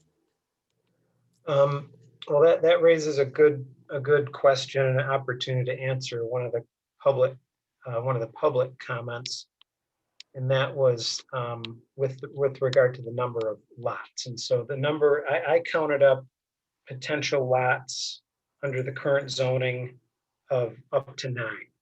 And so without, really without a rezoning to a certain degree or a further extension of the road, you really couldn't get more than 9 parcels out there. And so 9 is what a Class B private road is. So the member of the public was completely right. However, there are 2 criteria for the determination of a private road. And the determinations are the number of parcels and the length of road. So even if there were only 4 parcels on a private road, if it's over 1,000 feet in length, the private road ordinance requires that to be a Class A private road. So it's not just the number of parcels, it's the length of the road. And in this case, it's the length of the road. So I think how we would address the concern you're raising is the Planning Commission, ultimately the Township Board, could condition a variance on a certain number of parcels. So if you guys said, for example, that only 6 new parcels, because those are the parcels that I think could access this. Some of those have current access off Holden, and maybe they have no intention or desire to split property. And however, I'm looking at it as if these are potential building sites. So they're using all the potential building sites I can see. You could have 6 new homes using this upgraded road as a Class B road. So the Planning Commission and ultimately the Township Board could make a condition that only 6 homes could access the road as is. Anything over 6, and they would have to upgrade it to Class A standard or something like that. So that's one way you could control this so that additional splits don't occur, then causing this to spin further into non-conformance. And I have several more questions, but I wanted to follow up with just a brief question. Can you clarify or just give some ballpark estimates of the cost difference between constructing and maintaining a Class A and a Class B road? I cannot, but Sally or Stacy, looking for real ballpark numbers between a gravel and a paved road, I think Stacy or Sally from the Township's engineering consulting firm, OHM, could better answer that question. Are they? Yes, that would take some significant math to figure out. I don't have that number off the top of my head. It varies based on length and what type of pavement you put down and what thickness of pavement you put down. So there's a lot of factors that would go into that number. Like a 2 times factor, 5 times, 10 times? I mean, can you just ballpark it? Honestly, without having some time to run some numbers and do some math with their engineer, I can't really ballpark it. Not easily, at least. Okay, thank you. I appreciate that. Mr. Lewan, I wanted to follow up with a question of precedent. So are there other cases that you can think of where we've granted this kind of Class B variance in a similar circumstance? There are other cases where the township has granted private road variances where an existing private road was constructed or parts of a private road were constructed with the idea of someday, extending or providing access to other properties that never happened. And an example of one is there was a project, and I think Jay will remember this. I'm not sure if it was when Jan was on the planning commission or not, but there was a project off of a little private road called Stag's Leap that was supposed to be built to a certain standard. The road wasn't really built to that standard, years and years ago before the private road ordinance. And then it wasn't extended. However, there was an easement that went to several lots. And because the road was not, because the length of the road, similar to this case, it would have required a Class A private road. And the township actually allowed a Class C private road.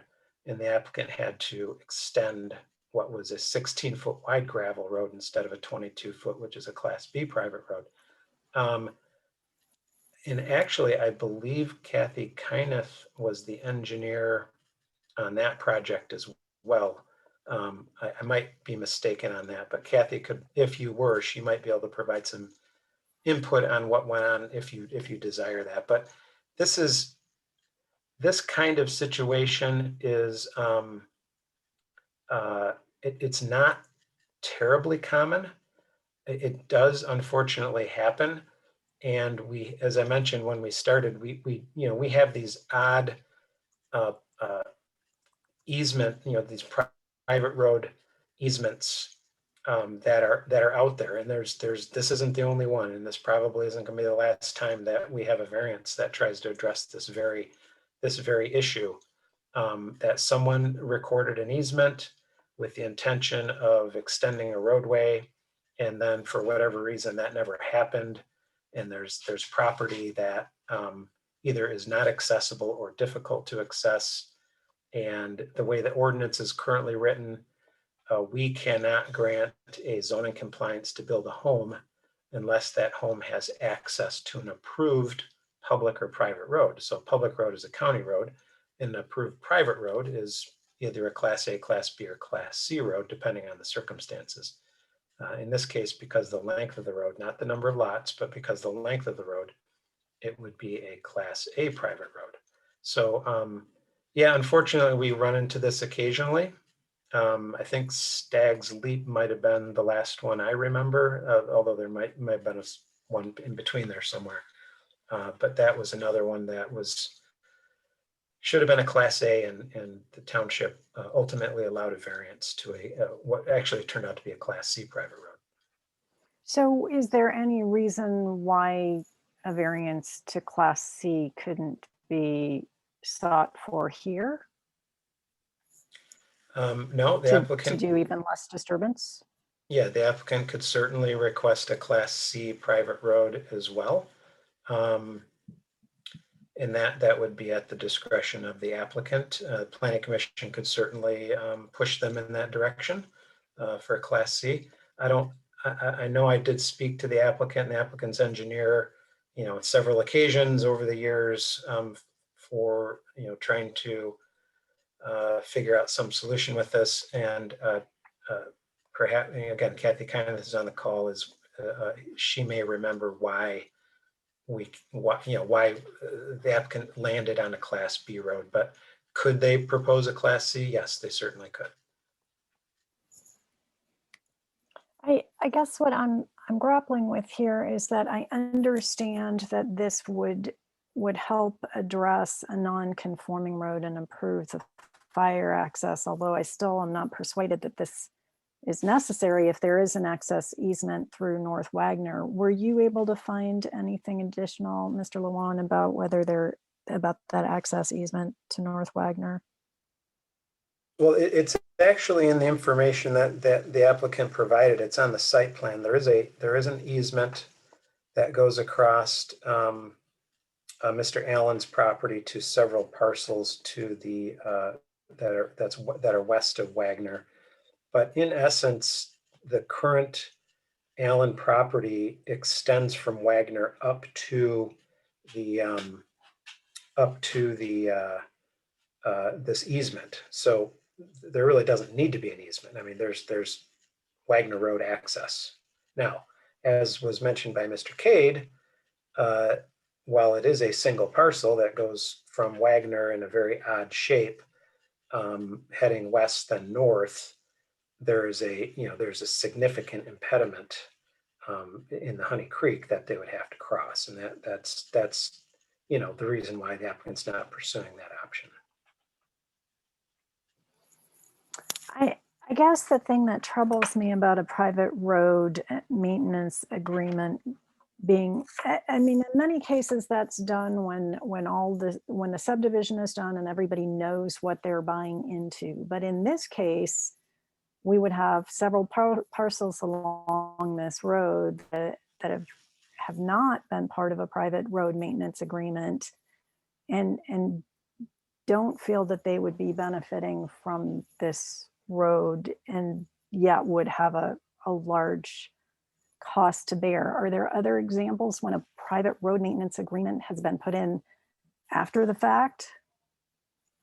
Yeah, again, the example that I'm thinking of, and there's probably others, but the one that I'm thinking of is the Stag's Leap one. And I'm fairly certain they could not get all of the homeowners to sign on to this thing, which then just resulted in the property owner, paying for and maintaining it, legally only maintaining it themselves. I don't know, and I'm not an attorney, but I don't know that, the property owners can be required to sign into this maintenance agreement. If they don't want to, I don't know a mechanism that would require them to. So, the people that usually what we do with these kinds of after the fact private road variances is it's all the new people, and any new lot that would have access to this private road would, clearly be part of the private road maintenance agreement. So as I mentioned, there are potentially, although maybe some of those folks don't want a separate lot, but there are potentially 6 parcels that could six new home sites, I should say, that could access this proposed private road. So those 6 would certainly be required to be part of a maintenance agreement. The existing homes, I don't know how we could require them to be part of the maintenance agreement. So they could unfortunately be excluded. And then just one final question about this access easement for ingress and egress and utility access. Given the language of that and the fact that it does not specify a road, I understand this is exactly why we really needed to have had Mr. Fink's opinion. But I wonder if you can think of other examples where that language, without clearly specifying a road, has been used to grant a road for road construction, to support a road construction. I can't, but I can't, but that doesn't mean it's not proper. It's just sometimes these old easements are recorded in just frankly an odd way. I will say that the telling part to me here is not the language, but the telling part to me here is the width. So the width of this easement is 66 feet. 66 feet is not an arbitrary number. That's the number of a typical Washtenaw County road right of way. So if this was, and I am assuming, so you know what they say about assuming, but if, you know, I'm assuming that someone put this together for a purpose. It's not just a coincidence that this width is 66 feet, this private road easement, given that's the exact width of an easement that would have been required by the Washtenaw County Road Commission.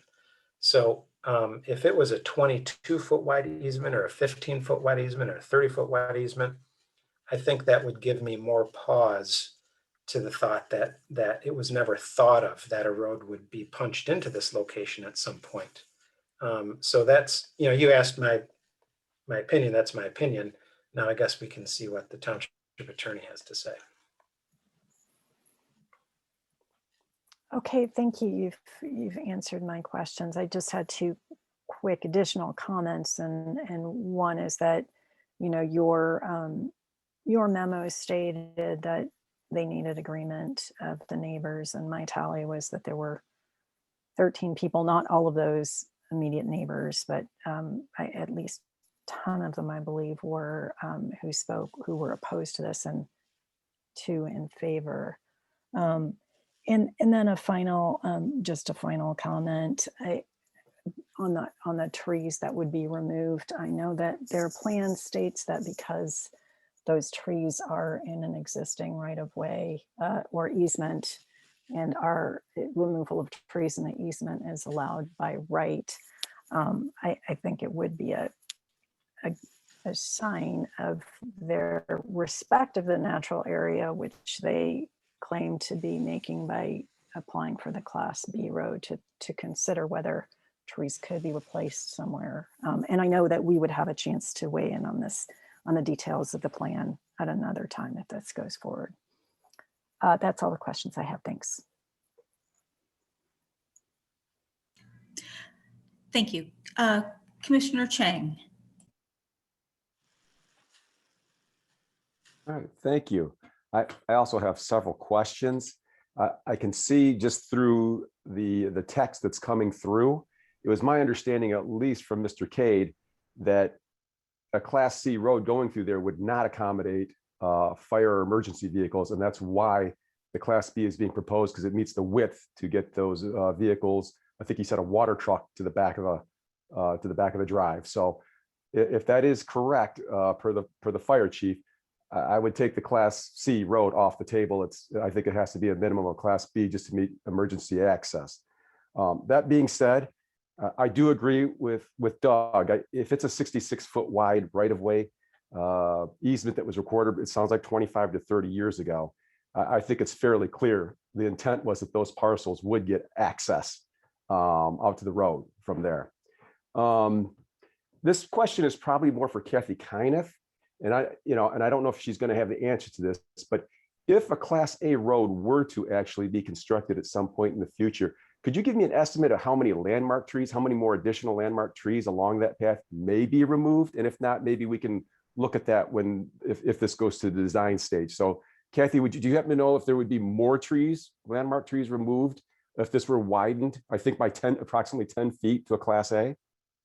Yeah, I don't know. I would have to go through the plan, Chris, to give you a good answer to that question. But what I can say is that a Class A road would require that the base of the road be 10 feet wider than what we've shown, in addition to being paved. The pavement doesn't have to be 10 feet wider, but the gravel portion of the road needs to be 10 feet wider, which in what that does is it just pushes your ditches out further and your grading out further. So if we were to have to put a Class A road through here, we'd have a significant amount more of grading, which I'm sure would impact more trees. And we would probably be looking at even building some more retaining walls, because I'm sure that all of the residents who live along here would never agree to give us grading easements onto their property to cause more disturbance. So I'm sure that more trees would come out and that the disruption would be substantially more than what we're proposing. And we would be happy to just go with a Class C road if that was acceptable to the township and to the fire department. We just thought it would be too big of an ask to request to go from a Class A requirement down to a Class C requirement.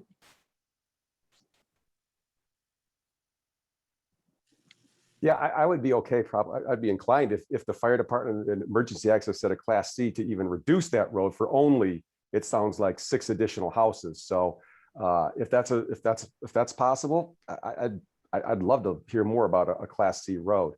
It was also brought up by some members of the public that I think the soil conditions out on the existing road were poor. And, you know, looking at the photos that Kathy had presented, the road didn't look like it was in too bad of shape out there. Maybe I'm mistaken. So would there be issues with potholes or drainage, or just because of the condition of the soils? Would the proposed Class B gravel road, would that have some type of maintenance issue out there? And that question is probably more for Kathy also. Yeah, no, we're not that concerned about the existing soils that are out there. You know, if you look at the existing road, it is in good shape still right now. And it's stable out there. And that's one of the reasons that we did this in a 2-step process, is because we do have to go out and do some more infiltration testing and soils analysis for the county. And we didn't want to proceed with all of that work until we were sure what we were really designing to, you know, whether it be A, B, or C. You know, and all I can say is that that existing path has been there for a long time. Red Hawk Lane, which is, you know, directly adjacent to this, has been there and in place for a long time. And, you know, people have built their driveways in their houses, and everyone's worked with the soils that were out there. So I'm not overly concerned with the soils. In fact, we're hoping that when we do the additional testing that we'll get better infiltration results, which will help us to come up with a better stormwater management plan for the road. And again, you know, the narrower that we can make that surface, then the better, because we have less runoff and less water to deal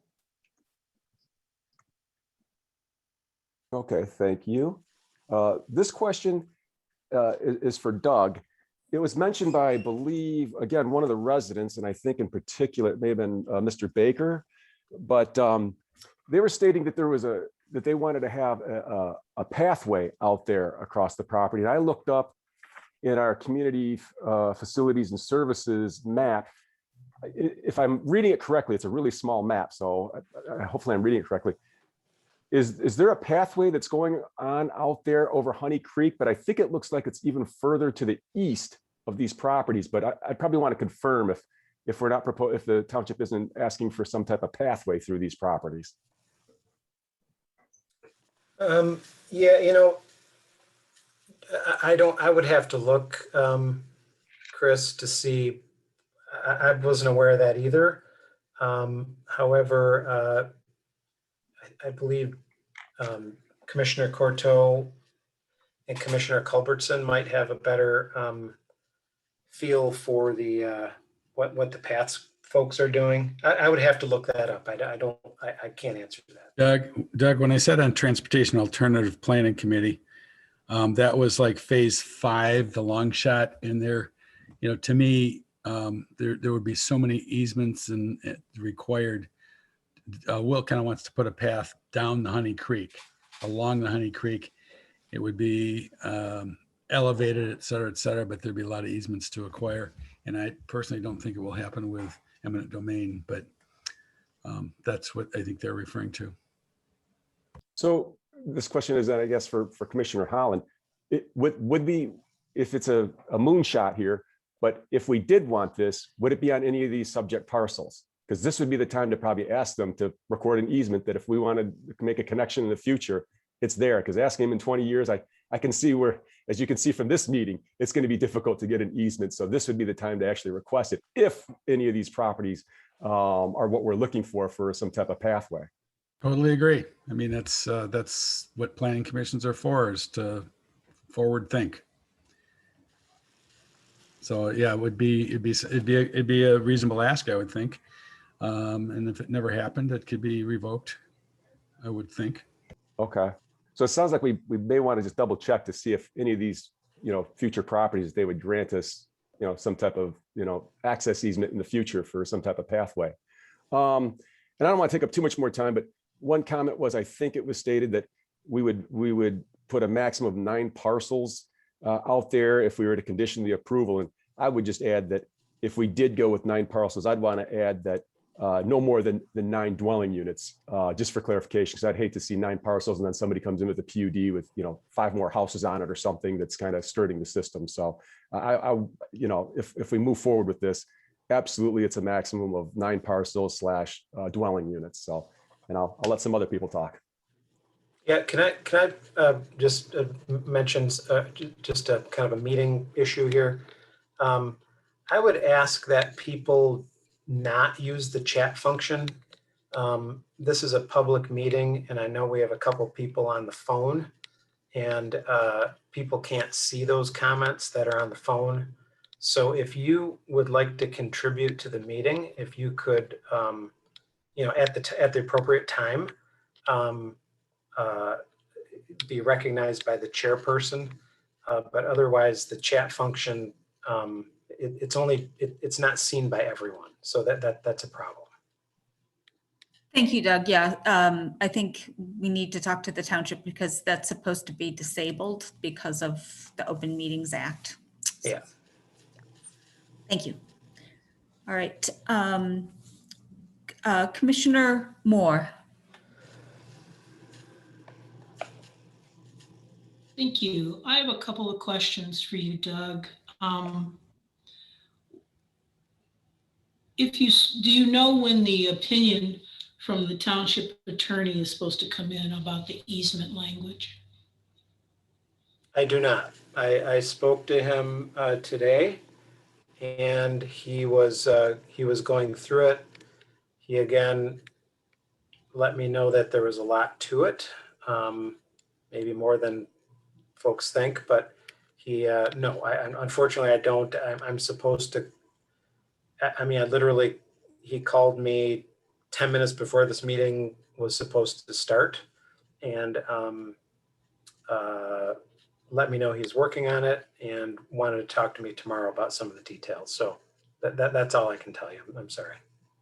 Okay. And then the other question I have for you is, I believe that the planning commission voted and turned down this project before. Is that not true? It wasn't like this. I believe one of the speakers, it might have been Mr. Cade, mentioned that they had proposed a simple driveway. And so it was not as robust of a roadway surface as what's being proposed now. And if I remember correctly, it was only providing access to a single parcel. So there were questions about, what about these other parcels? We're just going to see this again in 6 months when somebody else wants to build a house. Right. So in response, I believe in response to that, that we now have a true private road being proposed that would provide access to other lots other than just the applicants. Okay, but it sounds like there were a lot of concerns that have been developed in our last 2 meetings, this meeting and the meeting before on the 12th of April, that sound very similar to today's concerns. Is that fair to say? Yes, there have been very similar concerns back even when Red Hawk was developed. So yes, there have been concerns from the homeowners and disruption and natural feature impacts that go back 15, 20 years. No, I'm speaking specifically regarding the prior decision of the planning commission to deny the request previously, with similar concerns, even though it was a different proposal, driveway or whatever it was you said. There were similar concerns raised by the planning commission that we have that are being raised today. Isn't that true? I did not read the minutes, so if you read the minutes, you know better than I do about that. No, I did not read the minutes. I just have a comment. I'm uncomfortable with moving forward without the Scio Township attorney opinion. I've heard 2 or 3 different interpretations of what the easement means. I don't think that that's sound for this planning commission to move forward without a legal opinion about what the easement does allow. And that seems to be basic, very basic to what we're deciding here. Because and maybe I have this wrong, but it's my understanding that the applicant, the applicant's request is based on their interpretation of what the easement allows. So I would just say that I think I'm probably no surprise to folks, but I would be very reticent to approve the project without knowing that.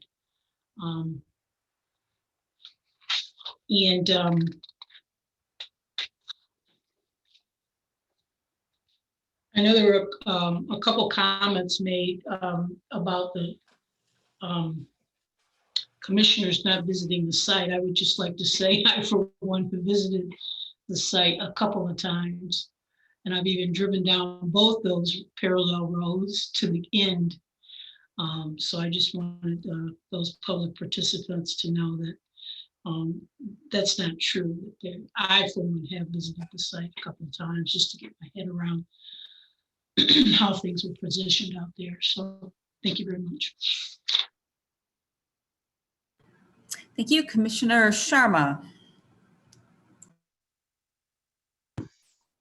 No, I have no questions at this time. Thank you.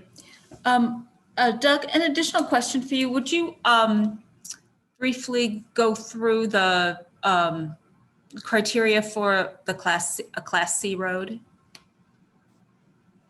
Yeah, Class C road is a road that is less than 1,000 feet in length. So a similar criteria with a Class B road, but a Class C road is only supposed to provide access to 4 properties. So a Class B is 4 or less, Class B is 5 to 9, Class A is 10 or more, and anything over 1,000 feet, regardless of the number of homes, is a Class A. Now the Class C road specs are a 16-foot wide gravel drive rather than a 22-foot wide gravel drive.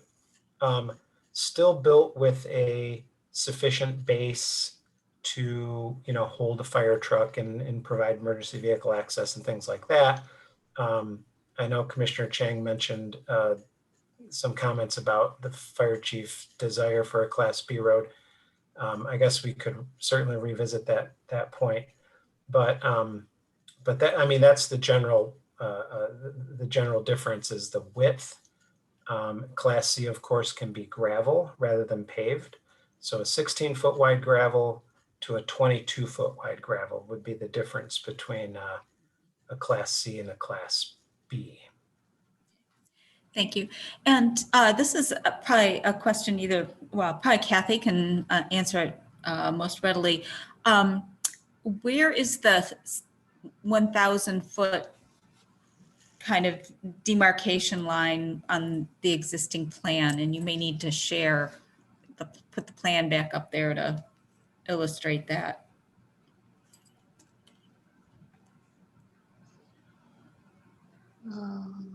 Find the right drawing for you.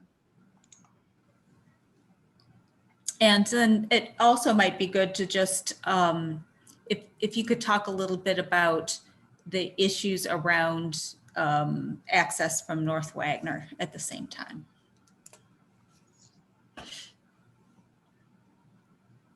All right, hold on one second.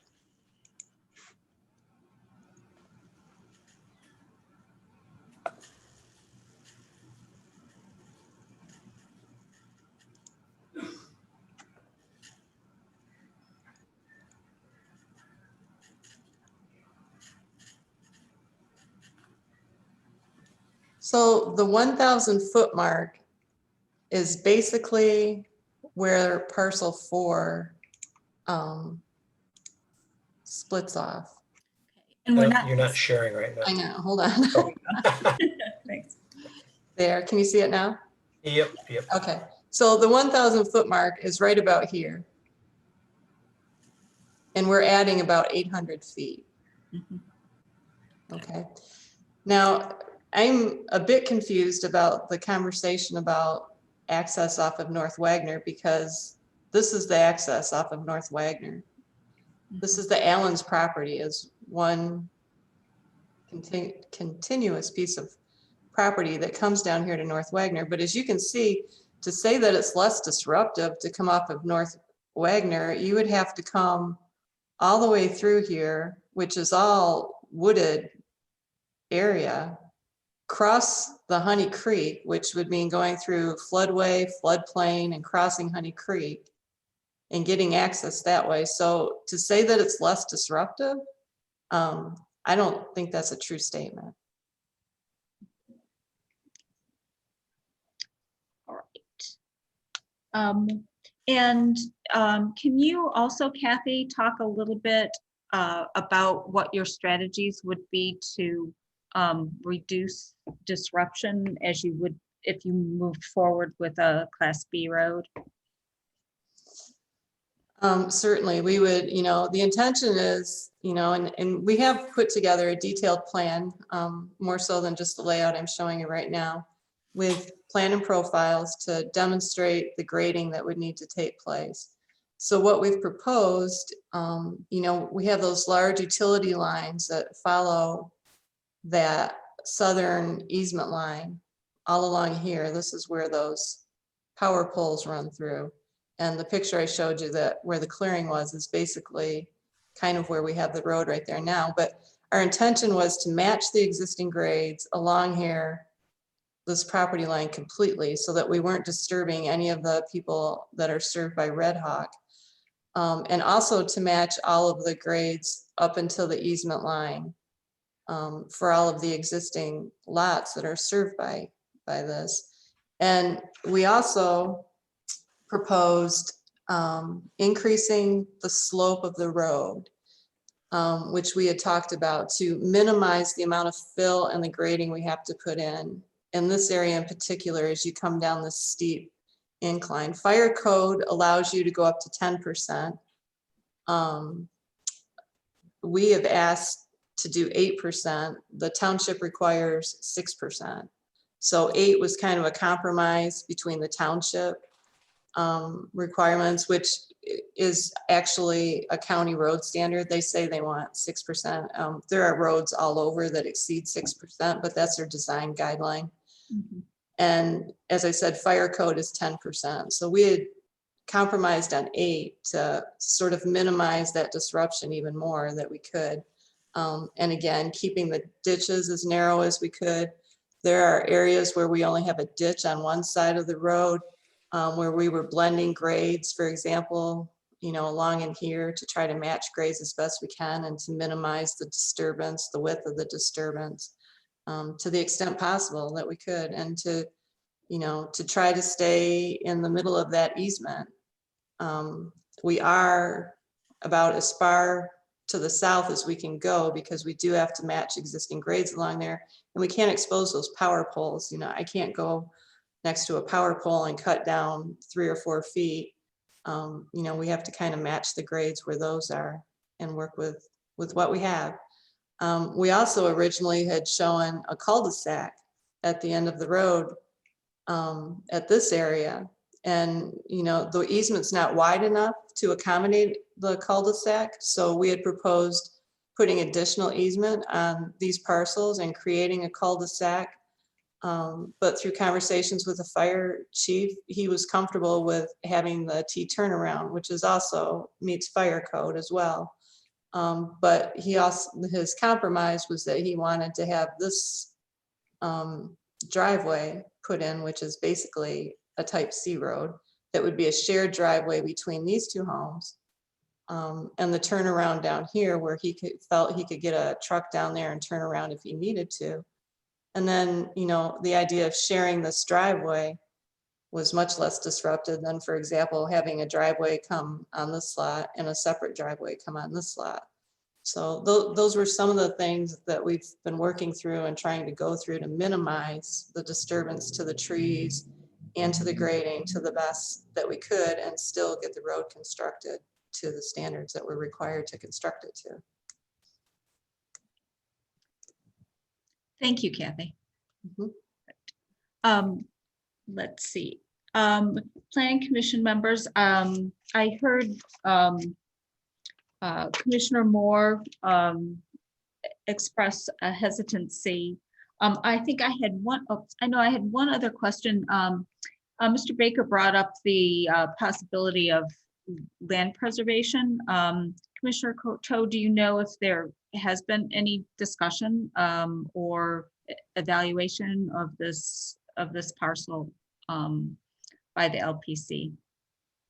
I don't know about this parcel in specific. I do know that about 10 years ago, there were applications by one or two of the parcels adjacent that were interested in land preservation, and they were evaluated and considered to be very worth acquiring. And the LPC did make an offer, but the parties were not able to reach terms. So this area does fall in the LPC's highest priority as a natural area for potential acquisition of either conservation easements or outright purchase. Thank you. All right. So Kathy, if you, does anyone else have any questions that would require referring to the plans? If so, please unmute yourself and say you'd like to keep the share going. I did have one more quick question, which I forgot to ask, and that is about the two roads side by side. So it's really helpful to have this here. So again, maybe this is for Mr. Lewan. Can you please comment about having two private roads immediately adjacent like this? At the point at which they come off of East Delhi, one of the residents made a comment they were 60 feet apart, but clearly they get closer and closer. And like Commissioner Moore, I went out to this site, I walked that, I have an understanding of how close those two roads would be. It just feels very awkward. Do we have that situation elsewhere? I don't know that we have this exact situation elsewhere. It is not an ideal situation by any means. It's a situation that I have, whenever anyone has ever asked me about this access situation, I have my first response is, well, let's combine these, or let's use Red Hawk, get rid of the easement, or let's use the easement, get rid of Red Hawk. And even when Red Hawk was first built, the initial request was to use the easement. But the folks that had the authority to either allow use of the easement or not use the easement could never come to an agreement to do that. So Red Hawk became Red Hawk, not because someone wanted a second private road just to the south of the easement, but because they couldn't get anyone to agree to utilize the easement to the north for properties to the south. So I was here when Red Hawk was built and when they did their private road variance, because that was also a private road variance that was required. So is it ideal? No. Would it be more ideal to combine those two roads into a single road? Yes. And I'm talking from a planning perspective. But, could we require that? Obviously we can't, because we didn't. And that's how these turned out. So ideal situation, certainly not.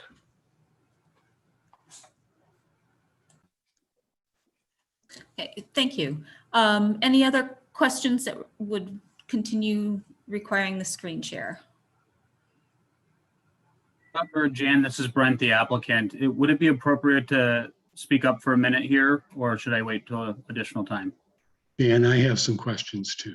Oh, Commissioner Hyde, I'm sorry. Thank you I was trying to check people off. Yes.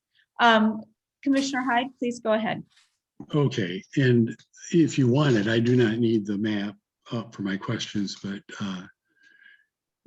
I'm glad people brought up Class C road because I wanted to share a personal story, and I'll be brief, and that's that when I purchased my property, it was originally approved by the board that I would have to have a Class C road, and they approved the variant to have that, and I'm sharing the driveway with my neighbor.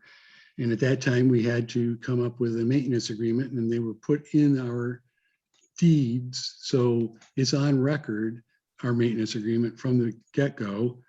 And I don't quite understand why, if there is an easement, that it isn't in everyone's property deed. And so I'm assuming that when we get our legal opinion, it will be because he's researched what is in everybody's agreement when they purchase their property. And so the question of whether it's legal or not will have to be answered before any roads are built or any final approval is given. But the maintenance agreement, and I was glad that Commissioner Courteau brought that up, the maintenance agreement, I wouldn't think you could put in after the fact. And so I'm pleased with the discussion of only the new properties that would be built, or actually the new dwellings, because there are properties where people have access to the other side of the property, and that's where they live now. If they ever split it and put a dwelling, or somebody else were to put a dwelling that purchased the land, at that time, they would have to also be required to be part of the maintenance agreement, I would think. So we'd have to cover those kind of things. And then Doug, I had a question for you, and this came up because of the maintenance agreement being imposed upon people. Was that why in your comments, when you summarized in your letter, you said comment number 5, demonstrate all properties have accepted the private road as proposed? I wasn't quite sure why you had that in there, so I wanted to ask that. Yeah, that, and of course, that's the ideal, is to have everyone sign on to the agreement. So, I put these comments in hoping that the applicant will work with, the neighbors, and that the neighbors will sign on. And, we'd like to see some evidence of that. Can I require that? No, I can't.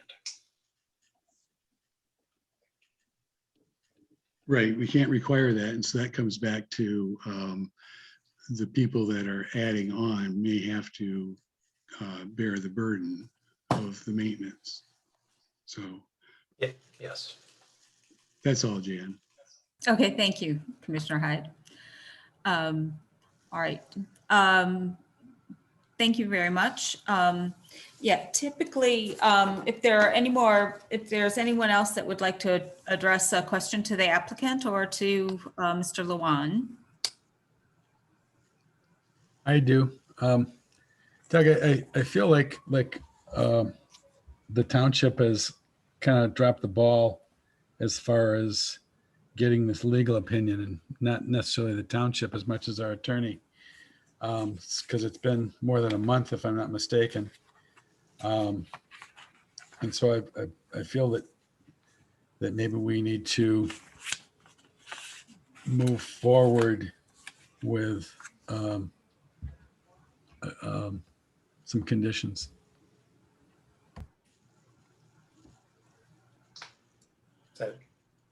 The other comment I had is the discussions about the Class C is I don't personally, from my experience with the fire department, they really want the Class B, but I have seen cases in other townships where they will allow a narrower road for saving trees, et cetera, and then have passing lanes, bump outs at appropriate spots where it didn't disturb the drainage and didn't disturb the grades and et cetera.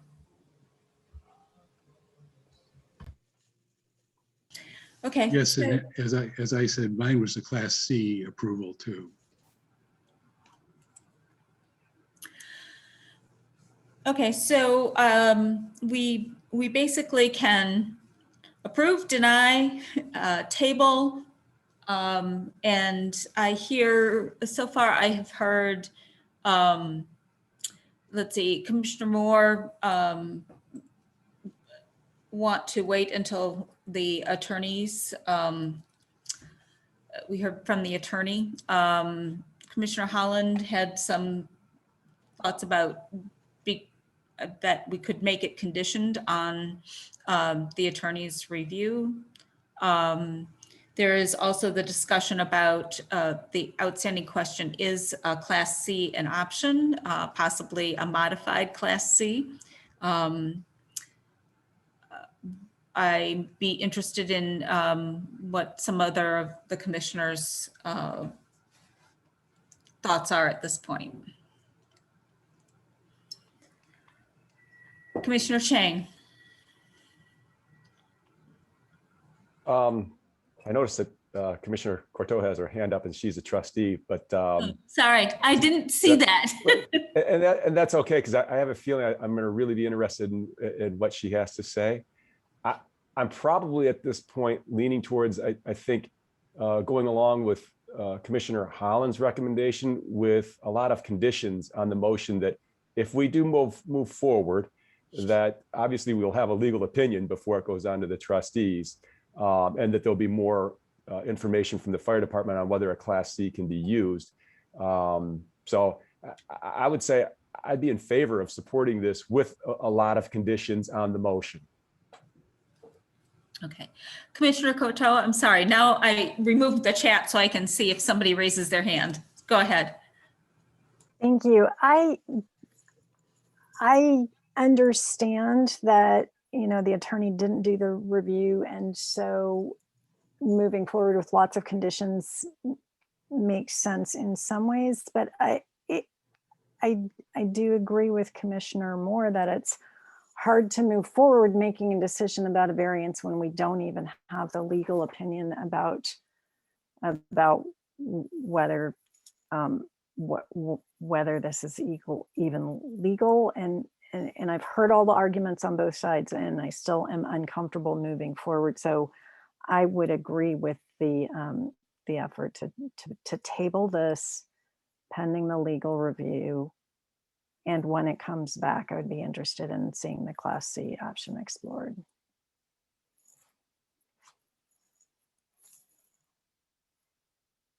Commissioner Hyde.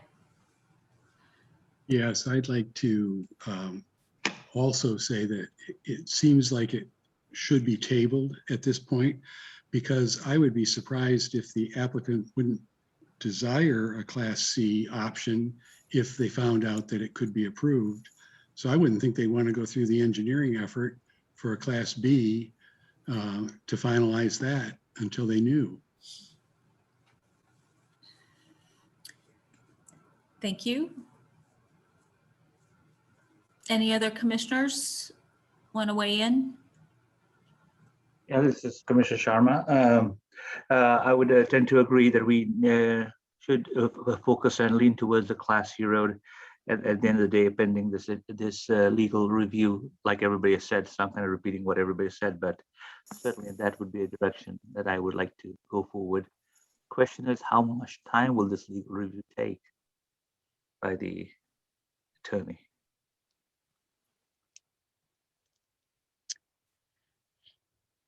Yeah, I think, Doug, I think what we need to do, it appears that then even if I wanted to move forward, we're in a position where tabling to explore one, a Class C option, and two, to hear from the attorney. And I would respectfully request that we do stay on the attorney to, now that they're working on it, that we do get a determination as soon as possible. Yeah. My question was, how long does such a determination or review take normally? Rough idea. I'm just trying to get an order of magnitude. I would not expect, now that he's working on it, I know the attorney was gone for a vacation during this time, so that delayed it. I wouldn't expect that it would take more than, between now and the next meeting to get a determination. And then the other issue would be exploring the Class C option. This is Commissioner Courteau. I do just want to briefly say that I did speak to the attorney today, and he expressed the view that if he were in our position, he would be uncomfortable moving forward without having heard from the attorney. So that was the source of my reluctance to move forward at this time. But I do know that he's very focused on it now. And as had been pouring through those legal easement documents, as well as now the packet materials that have been provided. So I know he's actively engaged in reviewing it. Okay. All right. With that, then I would entertain a motion, and I think we do have some model motions for tabling.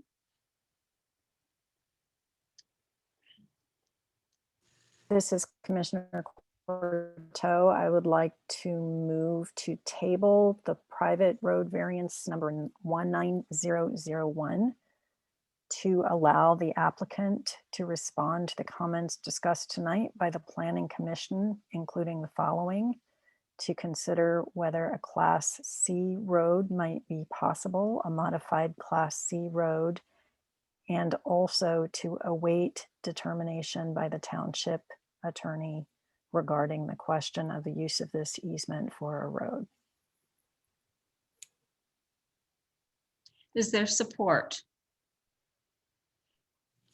I would support that.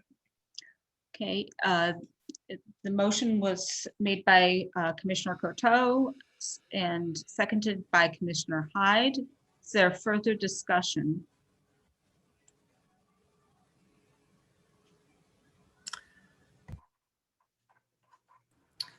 All right. Can we discuss like what are we going to do if we don't have a decision from the attorney?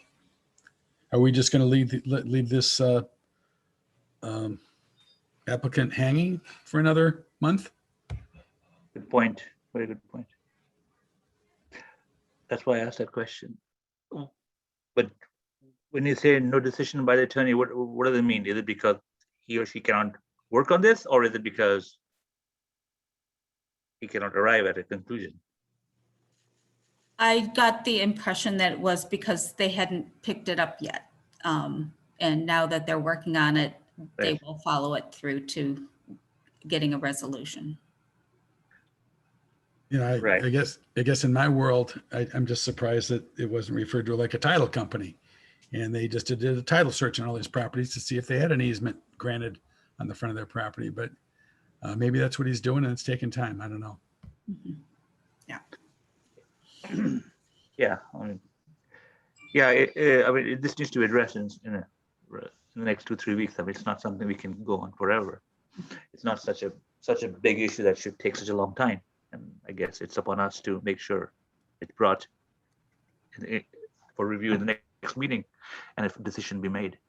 But anyway, that's besides the point now. So I'm sure we can ask Mr. Lewan to, and also Commissioner Courteau to express our disappointment that it has taken so long. So we can do that for sure. Brent Llewellyn, the applicant. Can you guys hear me? Yeah. Yes. So is it appropriate to speak up now if I had some concerns or questions? No. Typically not, but if you have something that you need to add or correct. Commissioner Culbertson, would it be appropriate for a planning commissioner to ask the petitioner to speak? Yes. Would that be more appropriate? Okay, if the commission doesn't mind, I wouldn't mind hearing from the petitioners what more they'd like to add. Thank you, Commissioner Cheng. So with what happened the first time that we came here, that was a 30-day delay. I understand it was a mistake. We provided all of the legal documentation that the current owners currently use that extend all the way back to to Honey Creek. The same 66-foot easement runs directly back. We provided all that documentation over 30 days ago with no response. I would ask that we move forward, or hope that we could move forward with an approval contingent upon the attorney's legal opinion on that. I also want to express from an applicant's perspective that we are completely okay with a Class C. We are also okay with limiting the number of homes to 6 residential dwellings, the 3 that are there and 3 additional. And like I said, we do want to be good neighbors. We want to be good stewards of the property and have as little impact as possible. So if a Class C would be approved due to the length, and the fire marshal would approve with the pullovers to allow 2 tankers to get through, I think that would be advantageous and desirable for us and probably have a lower impact. And I just don't want to continue to delay this, as we've worked on it for many, many years. It's been in front of the Planning Commission before as it's been brought up, and to delay this and go through another 3-hour process when I think we can make a decision contingent upon a legal opinion would be my voice. Thank you for your time, you guys. Thank you. Question for Mr. Lewan. If we would have to, what would be the procedure if we wanted to do the a Class C road? Does it have to be, is that a new application?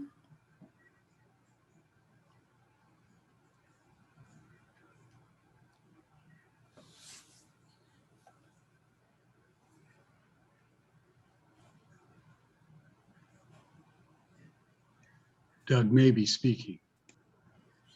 Doug, you're muted if you're speaking. Yeah. I said a lot of really important stuff there. So it either because we're going to be talking to the township attorney on this, I will ask him that question. Typically with a public hearing, when you are asking for something less than what was requested, you're okay. If you're so a Class C, or if they were going to like a greater standard, you probably don't have to rehear it. But if they're going to this would be a B to a C, so technically it's a less of a standard. That's a situation where we normally would have to rehear it. The good news is that the notice is a pretty quick turnaround. So if this would be postponed, we could get another hearing out pretty quick. I will ask the attorney that question though, because I said typically if you're going from a situation like in a zoning variance, if someone asks for a 20-foot setback, but they're okay with a 25-foot, so it's actually more conforming, you don't have to rehear it. The interesting thing in this case is that most of the concerns are coming because the Class B road would be obtrusive, and this is actually less obtrusive. So it's a hard question. The answer is that if we went to a Class C road, we may have to rehear it, but I can ask that question of the attorney as well.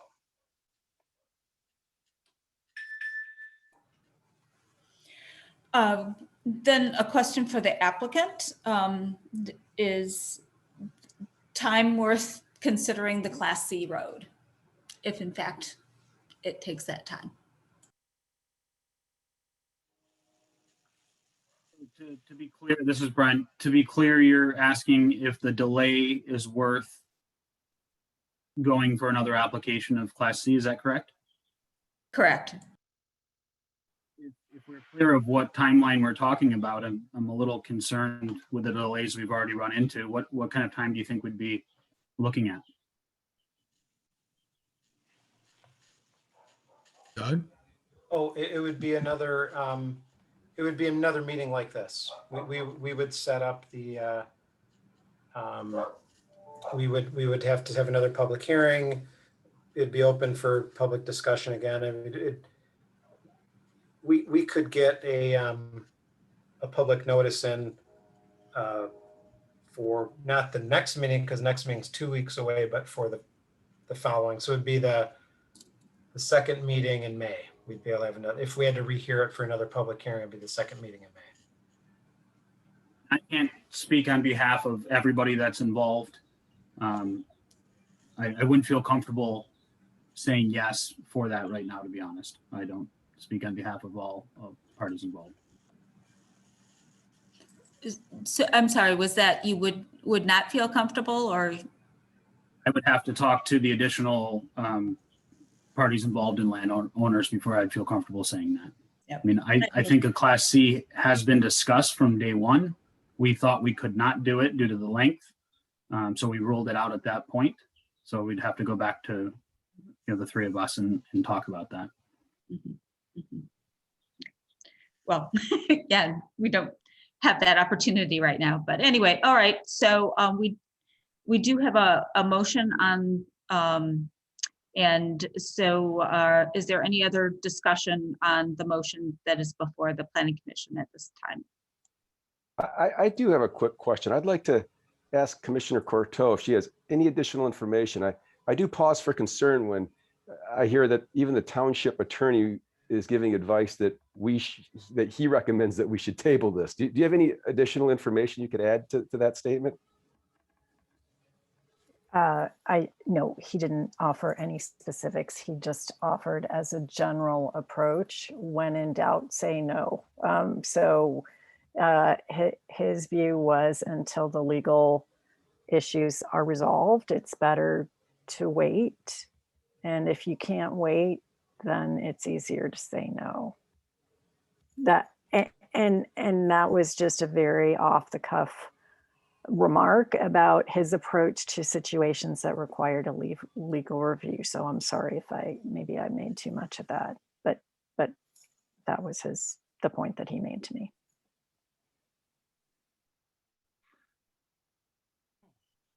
Commissioner Sharma. No, I was just pausing. I'm trying to think here. How do we break this kind of gridlock here, and or rather, the bureaucracy and the procedures involved? I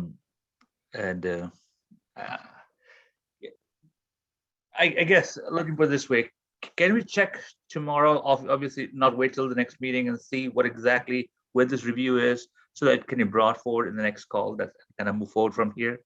But what we do need to make sure is we don't make this a bureaucratic exercise, which I think it's becoming. Yeah, so I think if we're ready to vote, basically, then it is up to the petitioner whether we come back and we should have the resolution from the attorney before the next meeting, and then if the option they want to pursue the option for the Class C road, it would mean that a new public hearing would have to be scheduled. So most probably. But tabling provides either be a 2-week or a 1-month delay. So Yeah. Any other comments on the motion or a discussion on the motion? Call the question. Thank you, Commissioner Moore. Commissioner Cheng, please do a roll call vote. And this is the motion to table. Need to unmute, Chris. Thank you. Commissioner Holland. No. Commissioner Moore. Yes. Commissioner Sharma. Yes. Commissioner Courteau. Yes. Commissioner Hyde. Yes. Commissioner Cheng. Yes. Commissioner Culbertson. Yes. Okay, motion passes. 6-1. Thank you. The table. All right. Unfinished business is our master plan, and it is 10 o'clock, folks.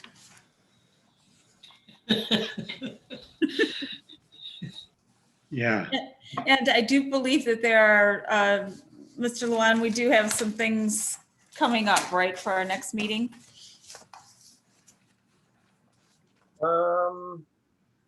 Yeah, there are some items. I'm not sure if they're going to be ready, but yeah, there's some site plan items coming up for our next meeting. Okay. There's a dealership and some other stuff. Okay. So, all right. So if we can spend some time on this, are commissioners willing to continue? Raise your hand if you're willing to continue.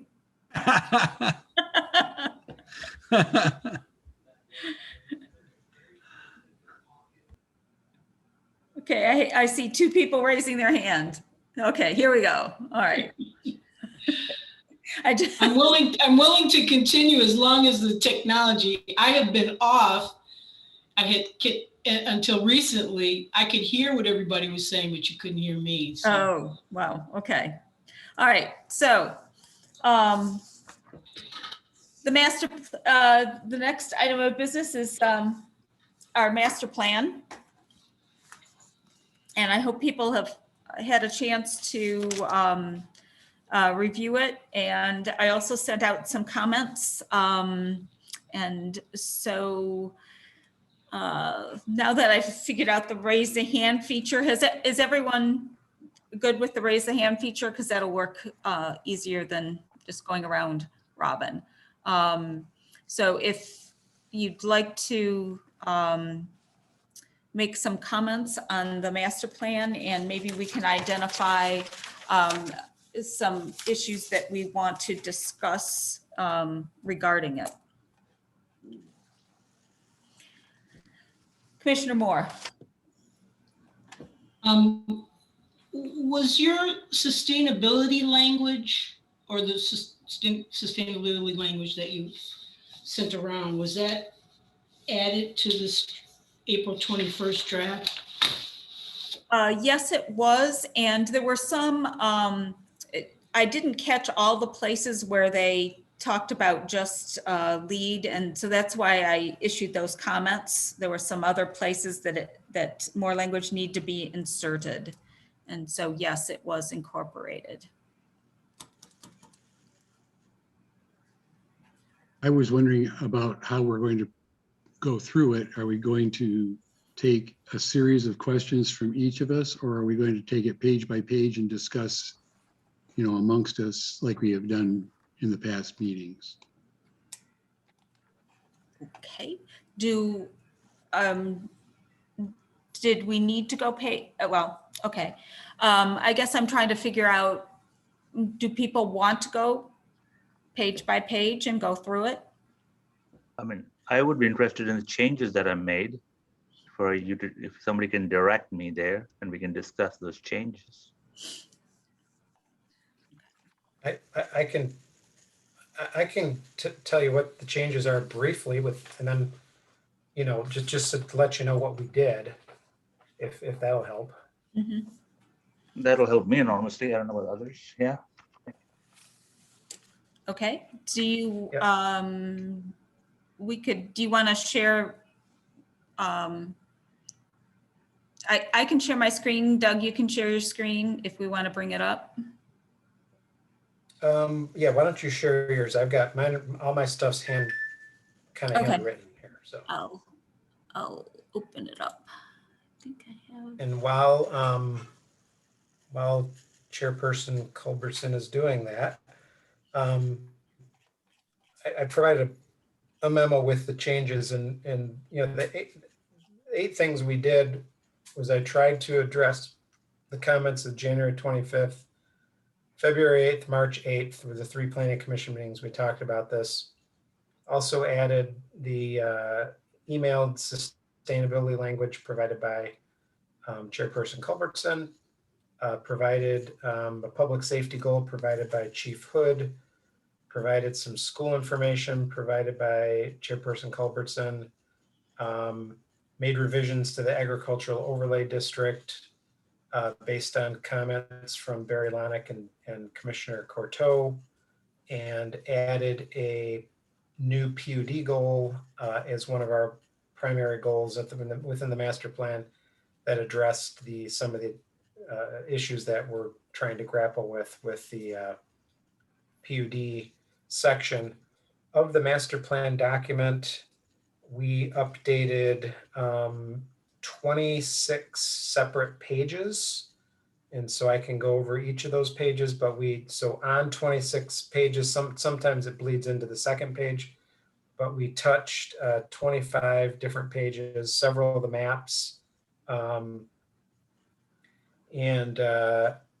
getting to the point that, this is up to the township. This is completely your document, obviously, but, we're getting to the point that the document is, it's in a shape, or getting hopefully very close to a shape that this document could be sent out to adjacent communities for comment, as is required by state law.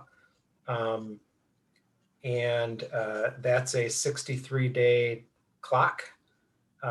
Just so you know, after we get comments back from the adjacent communities and other entities like DTE and the railroad and things like that, we can address any comments that come up or make some revisions to the document itself. So this is not the end all be all draft. In fact, even after we get comments back from the public, there is a public hearing that is held, and we can make additional changes after the public hearing. That's the purpose of the public hearing, is to get comments from the public that we would, in theory, incorporate into the document. So I would hope that now if there's some big issues or some items that you just think are not at all reflecting the goals and policies of Scio Township, or how you think the township should move, then by all means raise those issues. But just remember, this is a document that there are several steps. This is the first time we've had the full draft together. I've made a number of changes based on the 3 planning commission meetings we had, plus other information I've received.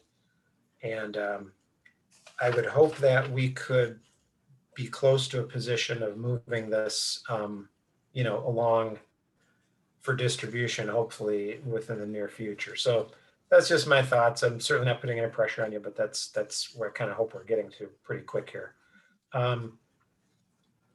Just to go over the changes, the first change that we made is on page 9 of the document. So Jan, if you can move up to page 9. Yeah, and for some reason, hang on. I just lost okay, there we go.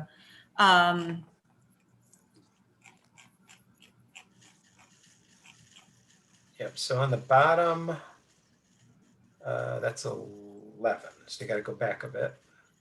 Yeah, I'm sorry, I can't use the, Yeah, because it's a different. I put it up, I did the other one, so this is a little harder to. So as you can see, the change we made here was, there was some discussion, I think, at the Planning Commission about the public input process, and just wanted to make sure that we made it clear that the public was involved. And so I added in that center column at the bottom, it says starts with Appendix A, that I added that. So Appendix A provides the full detail of the public input process. So I added that. And I don't want to repeat it here because the whole thing is laid out in the appendix. So I added that. On page 12 is the next change. And that came after a paragraph. And I think there was some discussion about the data here.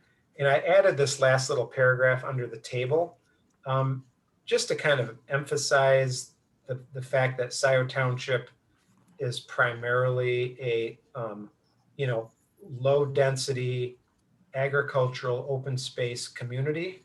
Right now it's 69% ag open space, those two existing these are existing land uses, not the proposed land use.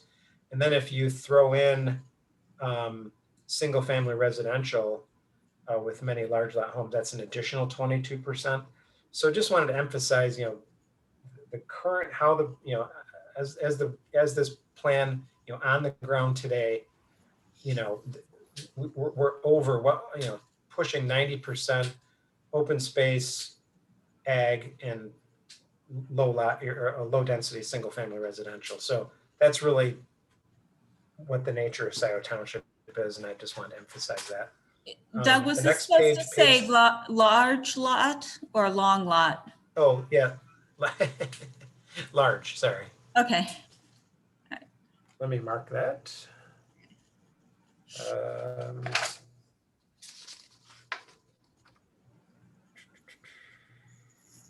Where is that? Right at the bottom of page 12. Oh, there we go. Okay. Yes, that's supposed to be large lot. And then the very next drawing, let's see, page 13. We added, you can't tell from the last one, but the existing land use map, and that's what the table above this refers to. The previous one did not have didn't have the property line layer lit up, and so this is just a better map. We just added the property lines. That's all we did there. Page 15 is our next update. And this is actually it's actually page 14 and then on, but this has to do with the headings. And so I added the term, used to just say existing land use community plans, and that was it. And since this section had more than just plans, I added and initiatives. Not a big change, but I think a little more clear. Page 15. Okay, that's the same comment, sorry. Page 23 is the next change. Can I ask a quick question about page 15, since we're zipping by it? Yep. So I really like this map showing the neighboring land uses, but I wonder if we couldn't show Scio's land uses, either the existing or the proposed, on the same map, because it's impossible just looking at the other people's land uses to understand if there are any, if we're collaborating, coordinating, or if there are points of disconnect. So rather than showing Scio as gray, could we just show our land uses? Does that make sense? Yep, we could, and it's just a matter of turning on the layer. Maybe you need to gray them out a little bit, just so there's some sort of distinct, once you put all those colors on there, it's going to be tough. Could that be an appendix? I think the idea was that so we could clearly show the adjacent communities, but maybe we can put a heavier border around the edge or something like that, so that we can tell the difference. But yeah, I could do that. We could shade it, maybe make it a little bit not as vibrant as the adjacent communities. So we'll do that. I can do that. Where are we at here? So the next one is page 23. And there was some discussion about goals and policies and how these weren't really the policies. And that was a correct statement, because these were never meant to be goals and policies. The policies section is in another part of the master plan. And just to clarify that, for some reason, the heading, this is a very similar heading to the current master plan, and it was never community goals and policies. It was always just community goals. So we took off the and policies. Now the next part of that is the, let's see. So this was the sustainability piece that was put in. Yeah. I was going to say on the same page. There's also sustainability language. The first two paragraphs were added based on Jan and I think Jackie's input. Yeah. So that's page 23. All the way so down. that's all new. Yeah, that's all new language. And then page 24, 7 through 11 are new. It used to end at 6.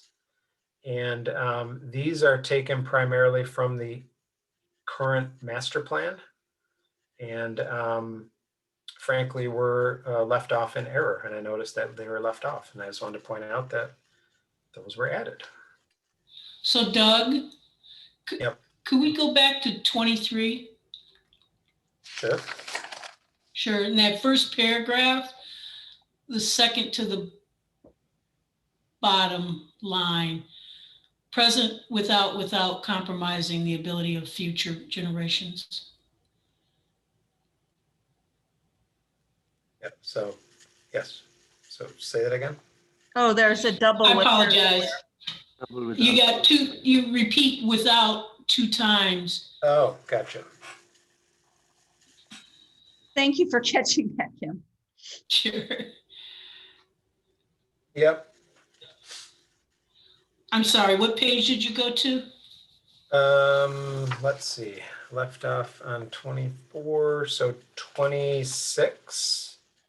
Yeah, I Be think the there was next one thing change. we need to, Doug, we just need to, I didn't catch. I just want to deal with the latest green technology in a more conforming way. I didn't Yeah, catch that one. okay. All right, I'll mark that and wait for Yeah, something from I'll you. add that to my list. Doug, the point about green technology is great. Do we have any word, even if it's one word or two, on our mission, our vision for the future is to reduce our carbon footprint through the use of latest green technology? I mean, I don't want to make it too complex and too detailed, but the idea is not green technology. That's the means to an end. The end game is lower carbon footprint. Mhm. The end game is not green technology. We don't buy green technology for the sake of buying it. Right. We don't care about it. We care about the carbon footprint. So if this word can incorporate that, that's our end goal of our township, whenever we get there. Mhm. Yeah, no, that sounds good. Jan, do you want to try to tackle a couple Yep. phrases with that? Yeah, it's Yep. just, because that's what I want to, I've been trying to remove the latest green technology phrase, and I missed that one. So, Yeah. And it might be actually that the place to do that is even in that first paragraph under community goals back on page 23, where we're defining sustainability. Maybe that's where we want to specifically call out reducing our carbon footprint or achieving carbon neutrality or being specific.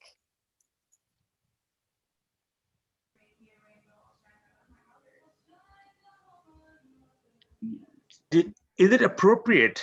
This is a question more than anything else. Is it appropriate for such a document to talk about the need for greater energy efficiency through the use of solar panels on homes? Is it kind of micromanaging it, or is it appropriate to put it in more macro language? yeah, Rakesh, I don't know if you saw the language that I used, but primarily I was using the language dealing with net zero, energy ready design, on-site renewable power generation. What else?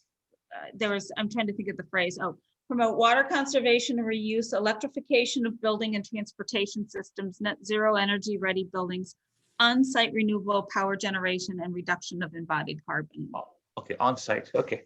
Yeah. Okay. Yeah. That's it. So that was sort of the generic that I put in. Yeah. No, that's fine. That's fine. It's On-site. a lot less subjective. Yeah. Yeah. No, that's good. On-site is good. That's all we want. It's Mhm. not like we don't have to be specific. Okay, thank you. Okay, but I'm just trying to, I keep finding these little latest green technology pieces in there. But I will, in the goals, I think we'll do primarily the carbon reduction goals Reduce the carbon footprint, yeah. as one of the goals. I see Jackie has her hand up. Okay, Jack. Yeah, because I can't see people, so if you call on folks, Doug, that'd be great. I'm so sorry. I forgot to put it down after my earlier question. Oh, okay. All right. The next page I have is page 26. It's a very brief change. And that is on that number 1 item for transportation goals. We just added towards the end of that sentence, and non-motorized. It used to say efficient movement of motorized vehicles and pedestrians throughout the township. And I think one of the planning commission comments was to add that verbiage. So that was added. Next page of changes is page 33. Doug, I'm on 20, still on 24. Yep. Do our transportation goals include recreation? Because in number 5, basically it's about recreation. And that's always been one of my, or I'm on page 26, yeah. And Yeah, I mean, number 5, it talks about for residents enjoyment, which is recreation, and walking, jogging, skiing, and bicycling. Are we considering skiing transportation now? And so, I mean, transportation alternative planning became pathways to parks. So I don't think people know what TAP stands for anymore, but so that replace and provide alternate means of transportation, because that's our goal. Maybe point number 5 fits better under the community facilities and services goal. It certainly does. But non-motorized transportation fits there as far as transportation goes.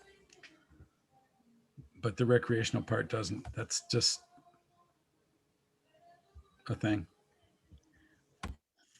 yeah, I could look at that and try to split that into both. I'll look at that. Yeah. Okay. I think the other thing it could be is, for a network to provide opportunities for recreation and non-motorized transport. It's both for recreation and for Transportation goals? it's for recreation and for getting places. It's called transportation goals. Okay. Right. Whatever. Yeah. And then the other thing, yeah. Okay. Okay, yeah, I'll look at that. The next change I had was on page 33. And that was, there was some request. I think that's not page 33. So Jan had some changes on page 28. Mhm. PUD goals. Yeah. I forgot about that. Yes, Yeah. I'm sorry. I had that off to the side. That's a brand new goal. I'm sorry. Yeah, I missed that. So yeah, that's a brand new goal, page 28. I'm sorry, I missed that. It's on my list and I skipped right over it. But this is a brand new goal. So this is based on discussions I've been having with several folks at the township about PUDs and trying to make sure that we're getting what we can with regard to the public benefit. So this whole page is new. So there are questions. Jan, you got some comments or questions? Yeah, I just had for the number 5, in my comment sheet that I sent out, I substituted language for that. That was more specific. Yep. So as far as the EV parking, are we making that a requirement because we're talking about percentage, or is this just a goal? This is just a goal. These are strategies. Got it. Yeah. I've been asked to try to, in effect, provide better guidance to developers on what could be considered public benefit. And this was one of those things. They don't have to do it, but one of those things that the township might consider public benefit. Got it. Yeah, and Okay. so I kept the, I'm trying to keep the same language, and so that, so it's more, specific around, and more, I think, it really gets at some, net zero ready has some real energy efficiency tags to it.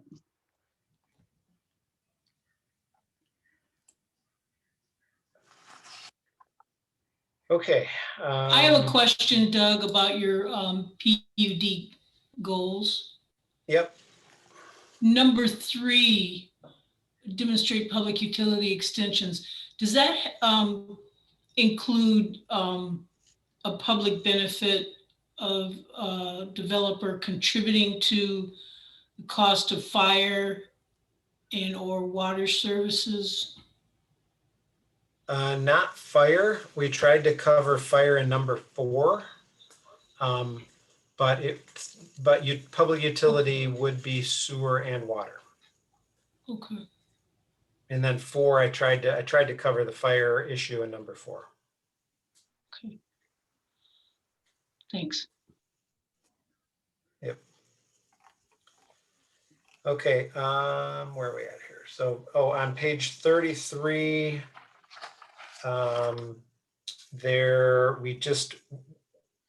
we added the acreages to this table. We used to just have the list of the categories. And there was a question at one of the planning commission meetings of how many acres are in each of these. So here they are, and these are the acreages in each of the categories. And it does show, so this is the future land use. And, it does show that, open space ag, low density residential, and recreation conservation, if you pull those out, which are all pretty low density or no density designations, I did the math, it's about 81% of the township are in those 3 categories alone. So anyway, so it'd be super if you could add that percent column here like you did on the current land use, and then it will just be right there for us. After I wrote the percentages, I thought someone might ask that question. Yep, I can do that. Since we're talking about the future land use plan now, and we know this is at least 3 or 4 months away from being adopted, is it appropriate to discuss the future land use of the suburban dealership, since we're asking, or at least recommending, mixed uses out there when it's going against the proposed master plan, of composite commercial is what they're asking. So is now the time to ask, or should we wait till suburban comes back and say, well, you're obviously not meeting our master plan?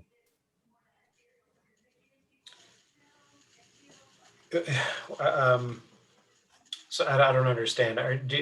Should now we be looking at making a change to the master plan? Well, yeah, it's like, do we want to open up that can of worms now? Because what they're proposing is going against our master plan. It sounded like from our last discussion. I don't know if we want to get into that tonight because we could be here till midnight, but when do we open it up? Because the dealership it's not meeting our master plan. So we want to open that up and should we look at, a recommendation of composite commercial, or leaving it as mixed use and we move on?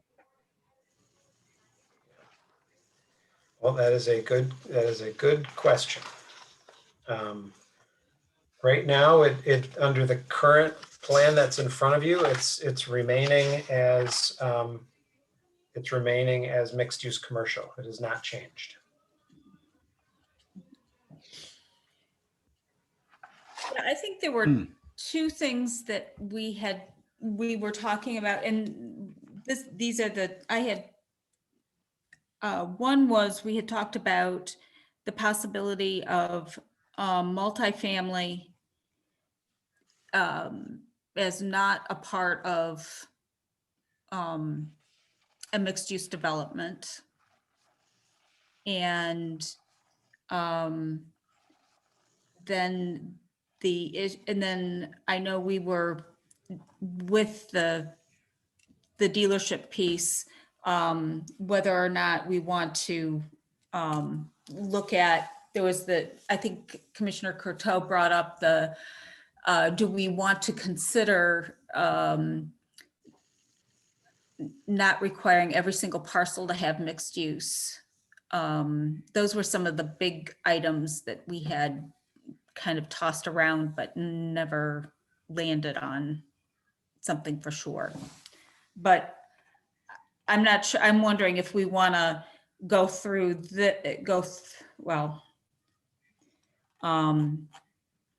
get to at least the map, I guess, and to both the Gateway and Jackson Road to talk about those items. Let's do it when we get there. Okay. Okay, so add percentages. Okay. Yeah. I need to stop And then on the 36. Yep. Okay. Yeah, and the next page on 34, I think I was on 33. So page 34, there was a small change on the description about the fifth line down description. We just added, I think it might have been Jay said, be encouraged to cluster. So we just added be encouraged instead of required or something like that. So that was a change made. I'll try to get through some of these little ones so that we maybe spend some time on the big issues here. On page 35, at the very top, I changed under the first bullet point, it says agricultural use. It used to just say farming operations, but I added agricultural use / farming operations. And this has more to do with the following section. I wanted this to be consistent.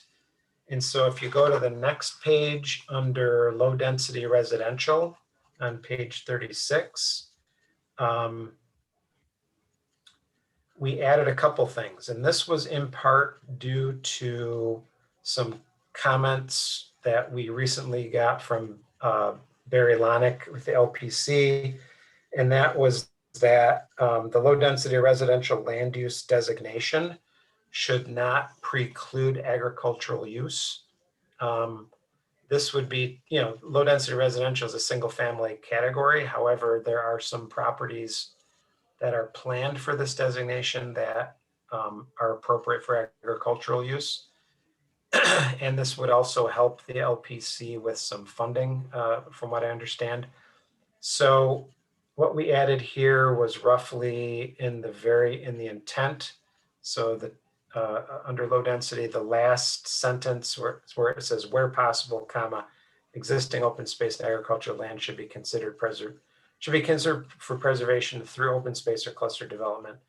So that was new to kind of emphasize that we're still okay with agricultural in the low density residential. And then under appropriate uses, on that same page, we added agriculture and agricultural land use / farming operations, which that's the language I think that Barry Lonick said would appease the folks that want to see that kind of language in the low density residential area. So it doesn't say we have to do agriculture, or have to do farming, but this language actually helps the LPC with some of their stuff. And as it turns out, there's certainly nothing to that. I don't know why we want to preclude agricultural uses from the LDR designation. So it's a subtle change.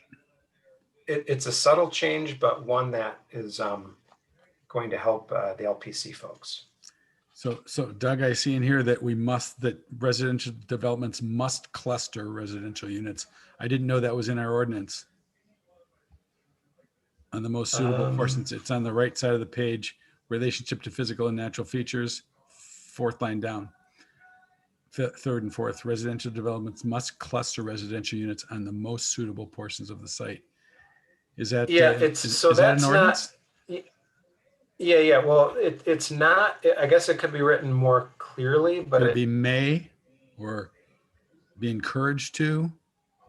yeah, Or we're maybe not that's a new saying that ordinance. we're not saying you have to cluster, but I think what we're trying to say is that if you're going to cluster, it should be on the most suitable portions of the site. This document So- says you must. So, okay. Well, but it Just says saying.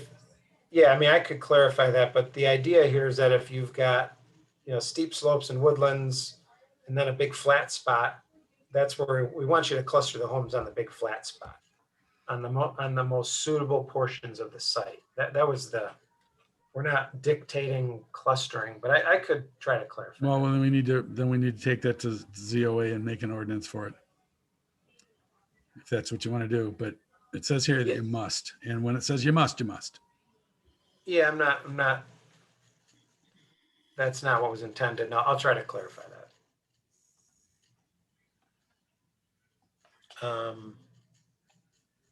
What is that? So we're page 36, a couple on 36.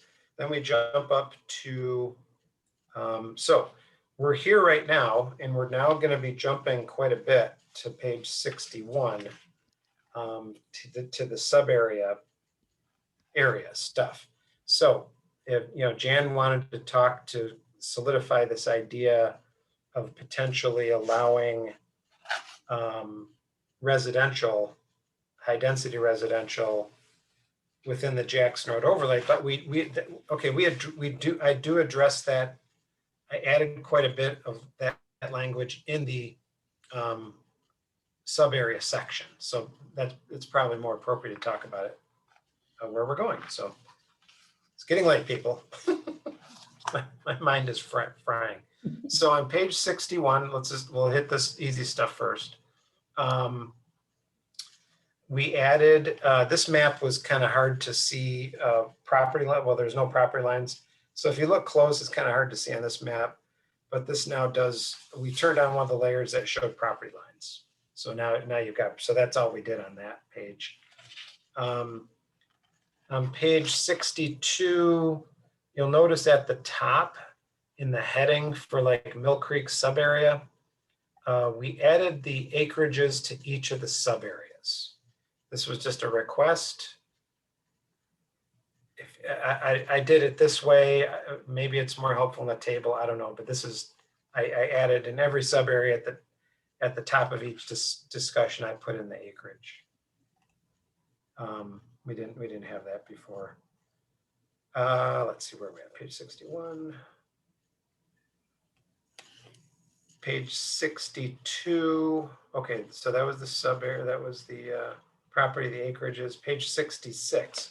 So I think this is where we start to address the idea of multifamily as standalone development. So I added right after the acreage in the very front of this, I added that the next two sentences are new. So the Jackson Road sub area is by its current developed state a mixed use area. Mixed uses are promoted in the following development strategies. So I added that to kind of emphasize the mixed use idea of the Jackson sub area. And then to address the comment that Jan made, number 7 is completely new. And so this is, so this is in addition to the future land use map. It says, in addition to the uses depicted in figure 3, the sub area may consider multifamily residential when reviewed as part of an overall PUD proposal. So only talking about doing this as a PUD. So that's something we should talk about. Multifamily residential may be considered between Wagner and Stabler Road. Multifamily residential shall be limited to the current capacity of the sewer service district. Multifamily mixed use and or standalone development shall be considered where sanitary sewer capacity is available in excess of that available to the underlying planned and zoned property. So as you see here, I incorporated a big issue here, and that's the issue of sewer service. So in one case, I'm saying, okay, we're kind of detaching ourselves from this idea of only allowing multifamily, if it's part of a mixed use project, and that is a, with a commercial or with office or with industrial, we're saying, okay, this could be standalone. However, we recognize the fact that there is limited sewer capacity, and a big multifamily project could significantly negatively impact the finite capacity of sewer service within the township. And so I throw a few caveats in there. Now, where this would go is this kind of language would be then used, in my mind, how this works is this kind of language would be used then to update the Jackson Road Overlay District. You're always supposed to have something in your master plan that relates to your zoning. So having this language here would then allow us to memorialize these ideas in an actual zoning provision. That would be the Jackson Road Overlay District. One piece, Doug, would it read better instead of when reviewed as part of an overall PUD proposal, or just when reviewed as a PUD proposal? Yeah, it could be reviewed as, that'd be fine. Because the part makes me think that it isn't all multifamily for some reason.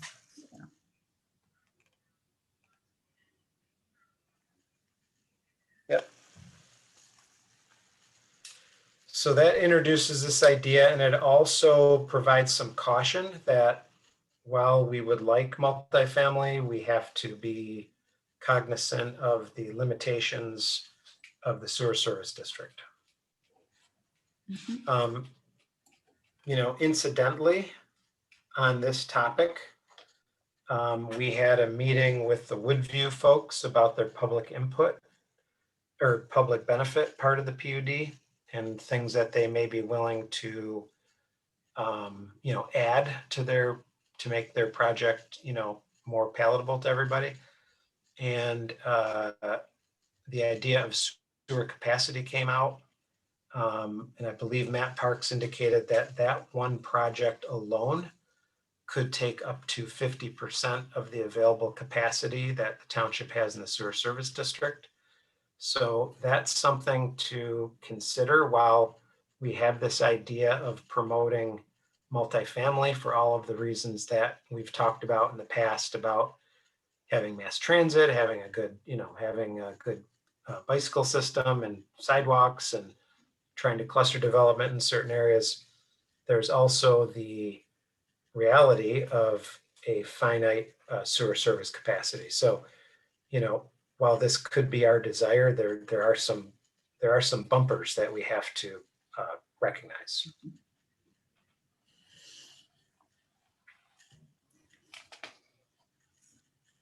That makes sense. Doug, can I ask you a question? Yeah. The project that you were talking about, is that the Woodview Commons project? Yes. Okay. Yep.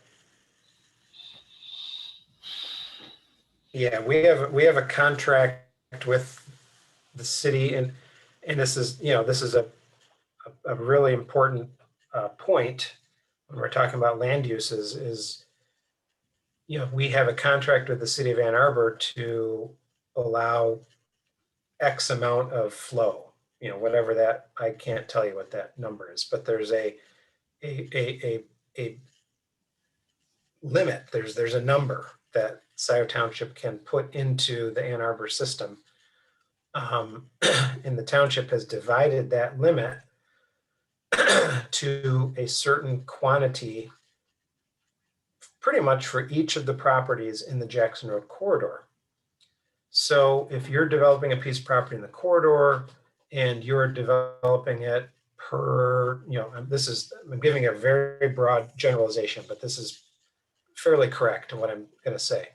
So if you are developing a piece of property that's zoned commercial, presumably when this new contract was negotiated with the city of Ann Arbor, your commercial piece of property has the appropriate flow that's required to service your property.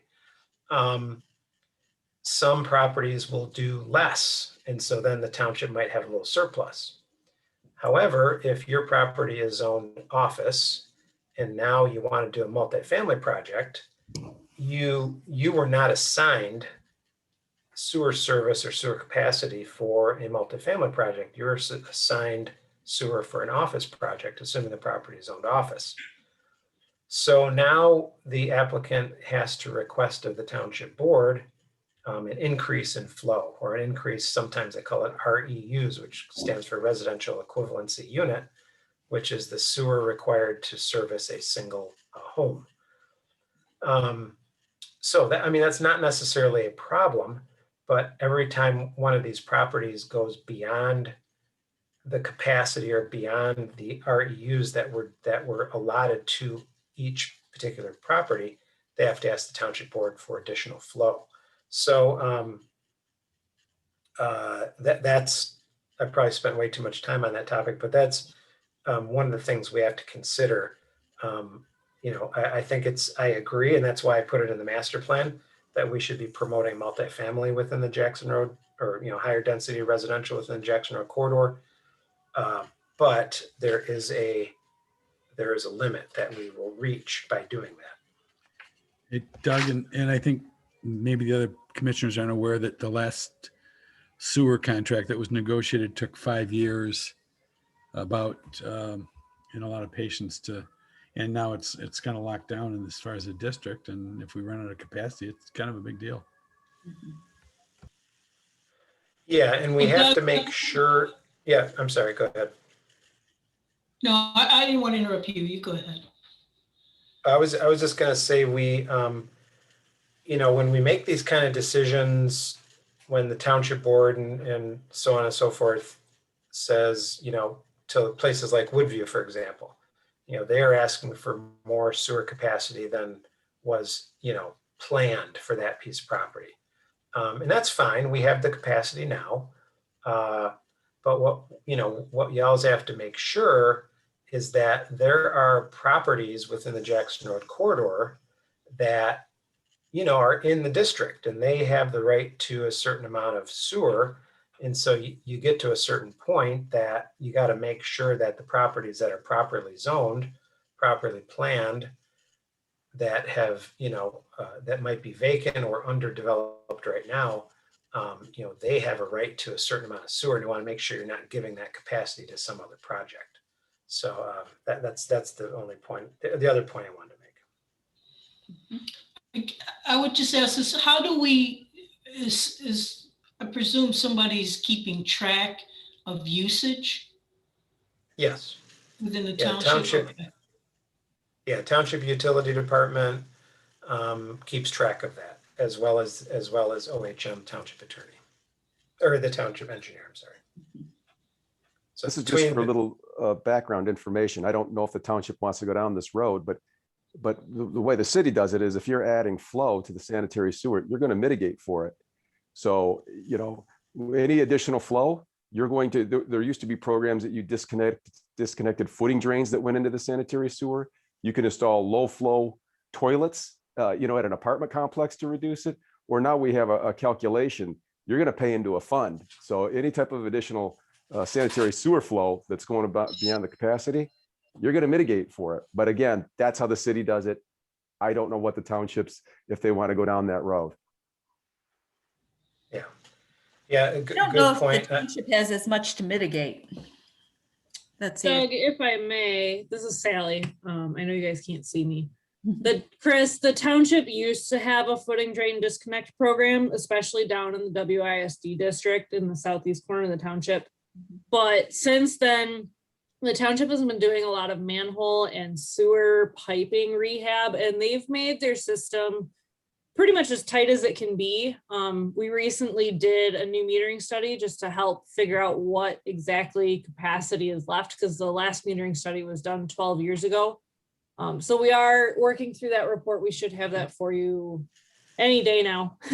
I know it's in the works and almost done, but they used to have a footing drain disconnect program, but since they've done so much work on the sewers, that's been left behind because it wasn't really balancing out anymore. They found doing more of the manhole and the pipe rehab was more beneficial in terms of saving capacity than the footing drain disconnects. Plus, they think they got them all since it was a relatively small area of the township they were working in. Yeah, but I think Chris is, and I don't mean to speak for you, Chris, but I think Chris's thought was there may be things that can be done to increase the flow that Scio can put into the system. And is that true, Sally? There are some options also being researched as another part of the ongoing sewer studies at the moment. They are looking into what can be done at some of the pump stations, if there's some sort of storage that could be to help regulate the peaks, to spread it out farther, which would also assist in that. But we're working closely with utilities to work through those reports and get some pricing on those types of things and try to determine what would be the best course of action. I know Ann Arbor, they're fairly protective of their sewer capacity over there, but there's always the option of paying into the city for upgrades to their plant. I know the township has talked about that in the past.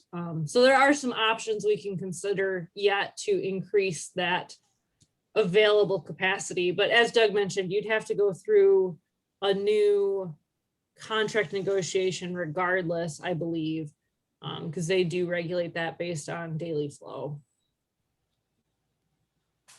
Okay, that's helpful. So that's getting, I think, down to the question I'm asking is, could we do something like that with a PUD in a development agreement that states, yes, you're increasing the flow by, how many gallons.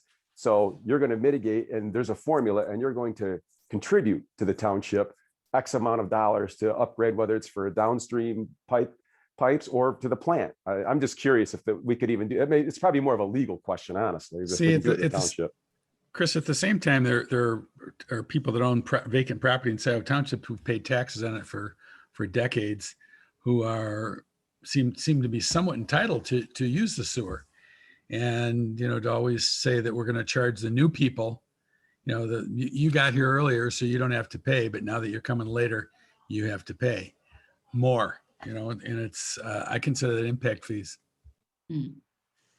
Jay, there's also, like you mentioned, there's existing properties out there who, back when they were doing the Jackson Road districts, they actually bought what we call benefits. So they bought a certain number of, I don't want to say a certain number of RUs, but they purchased the right to connect the sewer sometime in the future.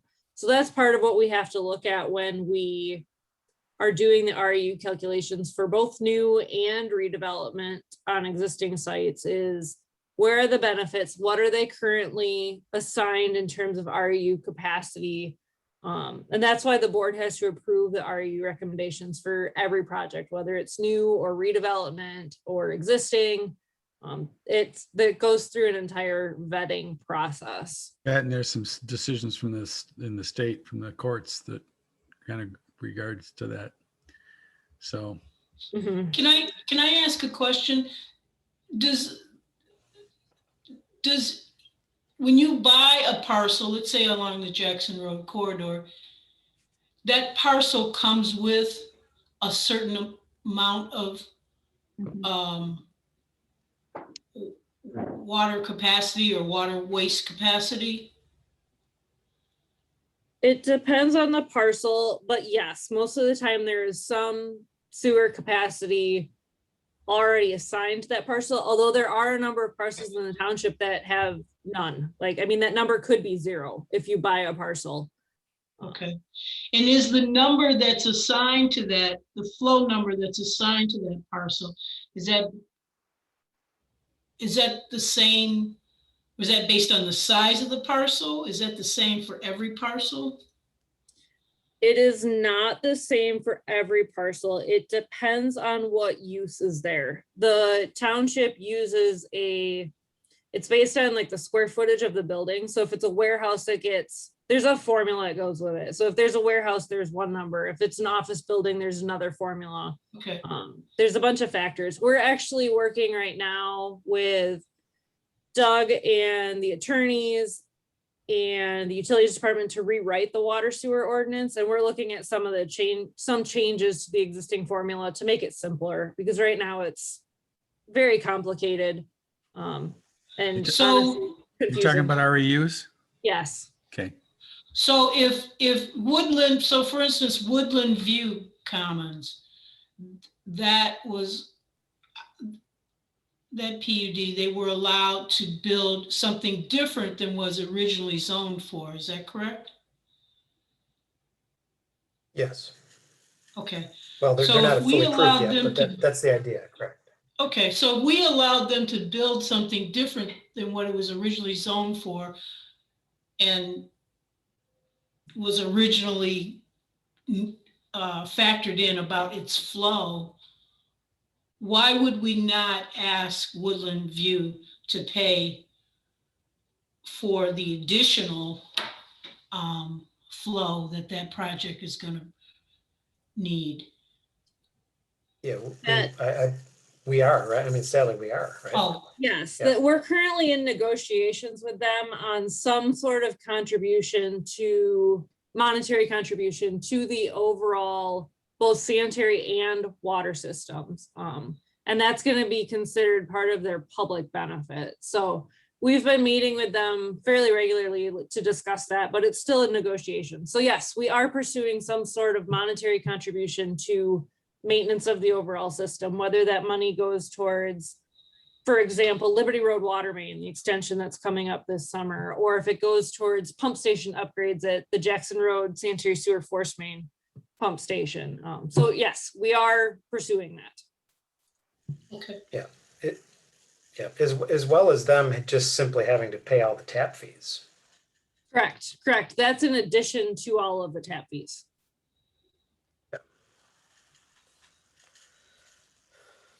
Okay, I didn't mean to go down that hole, but it's important when we're talking about land use and introducing the idea of multifamily on Jackson, because that is a complicating factor, certainly. The next, we're approaching 11 o'clock. I don't know how much further we want to go, to be honest, but the next page I have changes on is the, where are we at here? 16. Doug, I have a question. All of a sudden, some of these are called guidelines and some are called goals and strategies. Can we just call where we put guidelines in? Does that semantically mean the same as goals and strategies? Legally, does that mean the same as a different, as opposed to a may or a must? No, it doesn't. I don't think it's as clear as a may or a must, but I think a guideline is different than a goal. Right. So a guideline would be more like a law or an ordinance, correct? No. This is the master plan. There's no ordinance here. So Well, this, okay. so this part, this part of the plan is, so this is, development strategies, development guidelines.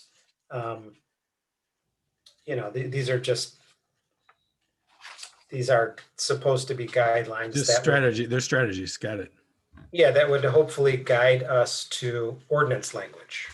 These in and of themselves don't regulate anything. They can't. It's a master plan. These have no legal, Okay, authority. I got it. As long as all the citizens in Scio aren't going to come after us for doing it because they think it's a rule. Yeah, and this is how the current language. Would it make sense to, Doug, just call it design guideline strategies? Or Doug says it's okay.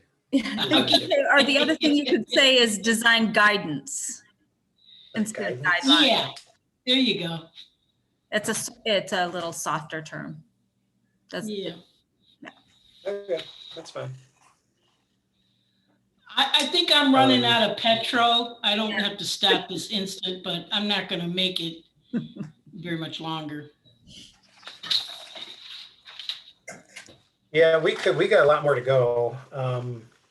So I'll leave it up to you guys. I'm kind of running a little low myself. Do we want to, I'm thinking, Doug, maybe we can, would people be willing to do like a special working session or something to finish this up? I would be, depending on when you scheduled it. Yeah. Because I'm just thinking if we're going to end up with, another public hearing and, just bringing that road back is gonna, people, are still gonna be able to comment during public comment. I'm just thinking, I'm not sure we'll have a very open meeting to just finish this up. And I'd really like to get this out so we can get the input that we need to, from municipalities and so forth. How long are we allowed to recess for? I have no idea. I was just going to second Jan's suggestion. I do know that the board is eager to keep this process moving along. And at the same time, all of us want to give this the thoughtful consideration it deserves. So it seems like another special meeting would be helpful, unless, Jay, it sounds like you're suggesting that maybe we could just recess and come back. Well, if it's legal, I mean, then you wouldn't have to repost open meetings and yada, yada. I mean, but I don't know. Yeah, the open meetings is just an 18-hour notice. That's all you have to do. Oh, cool. Yeah. I didn't know that. Yes, yeah, I was wondering about that. They said it was 18, but I thought I was reading in the bylaws that it's 48, but.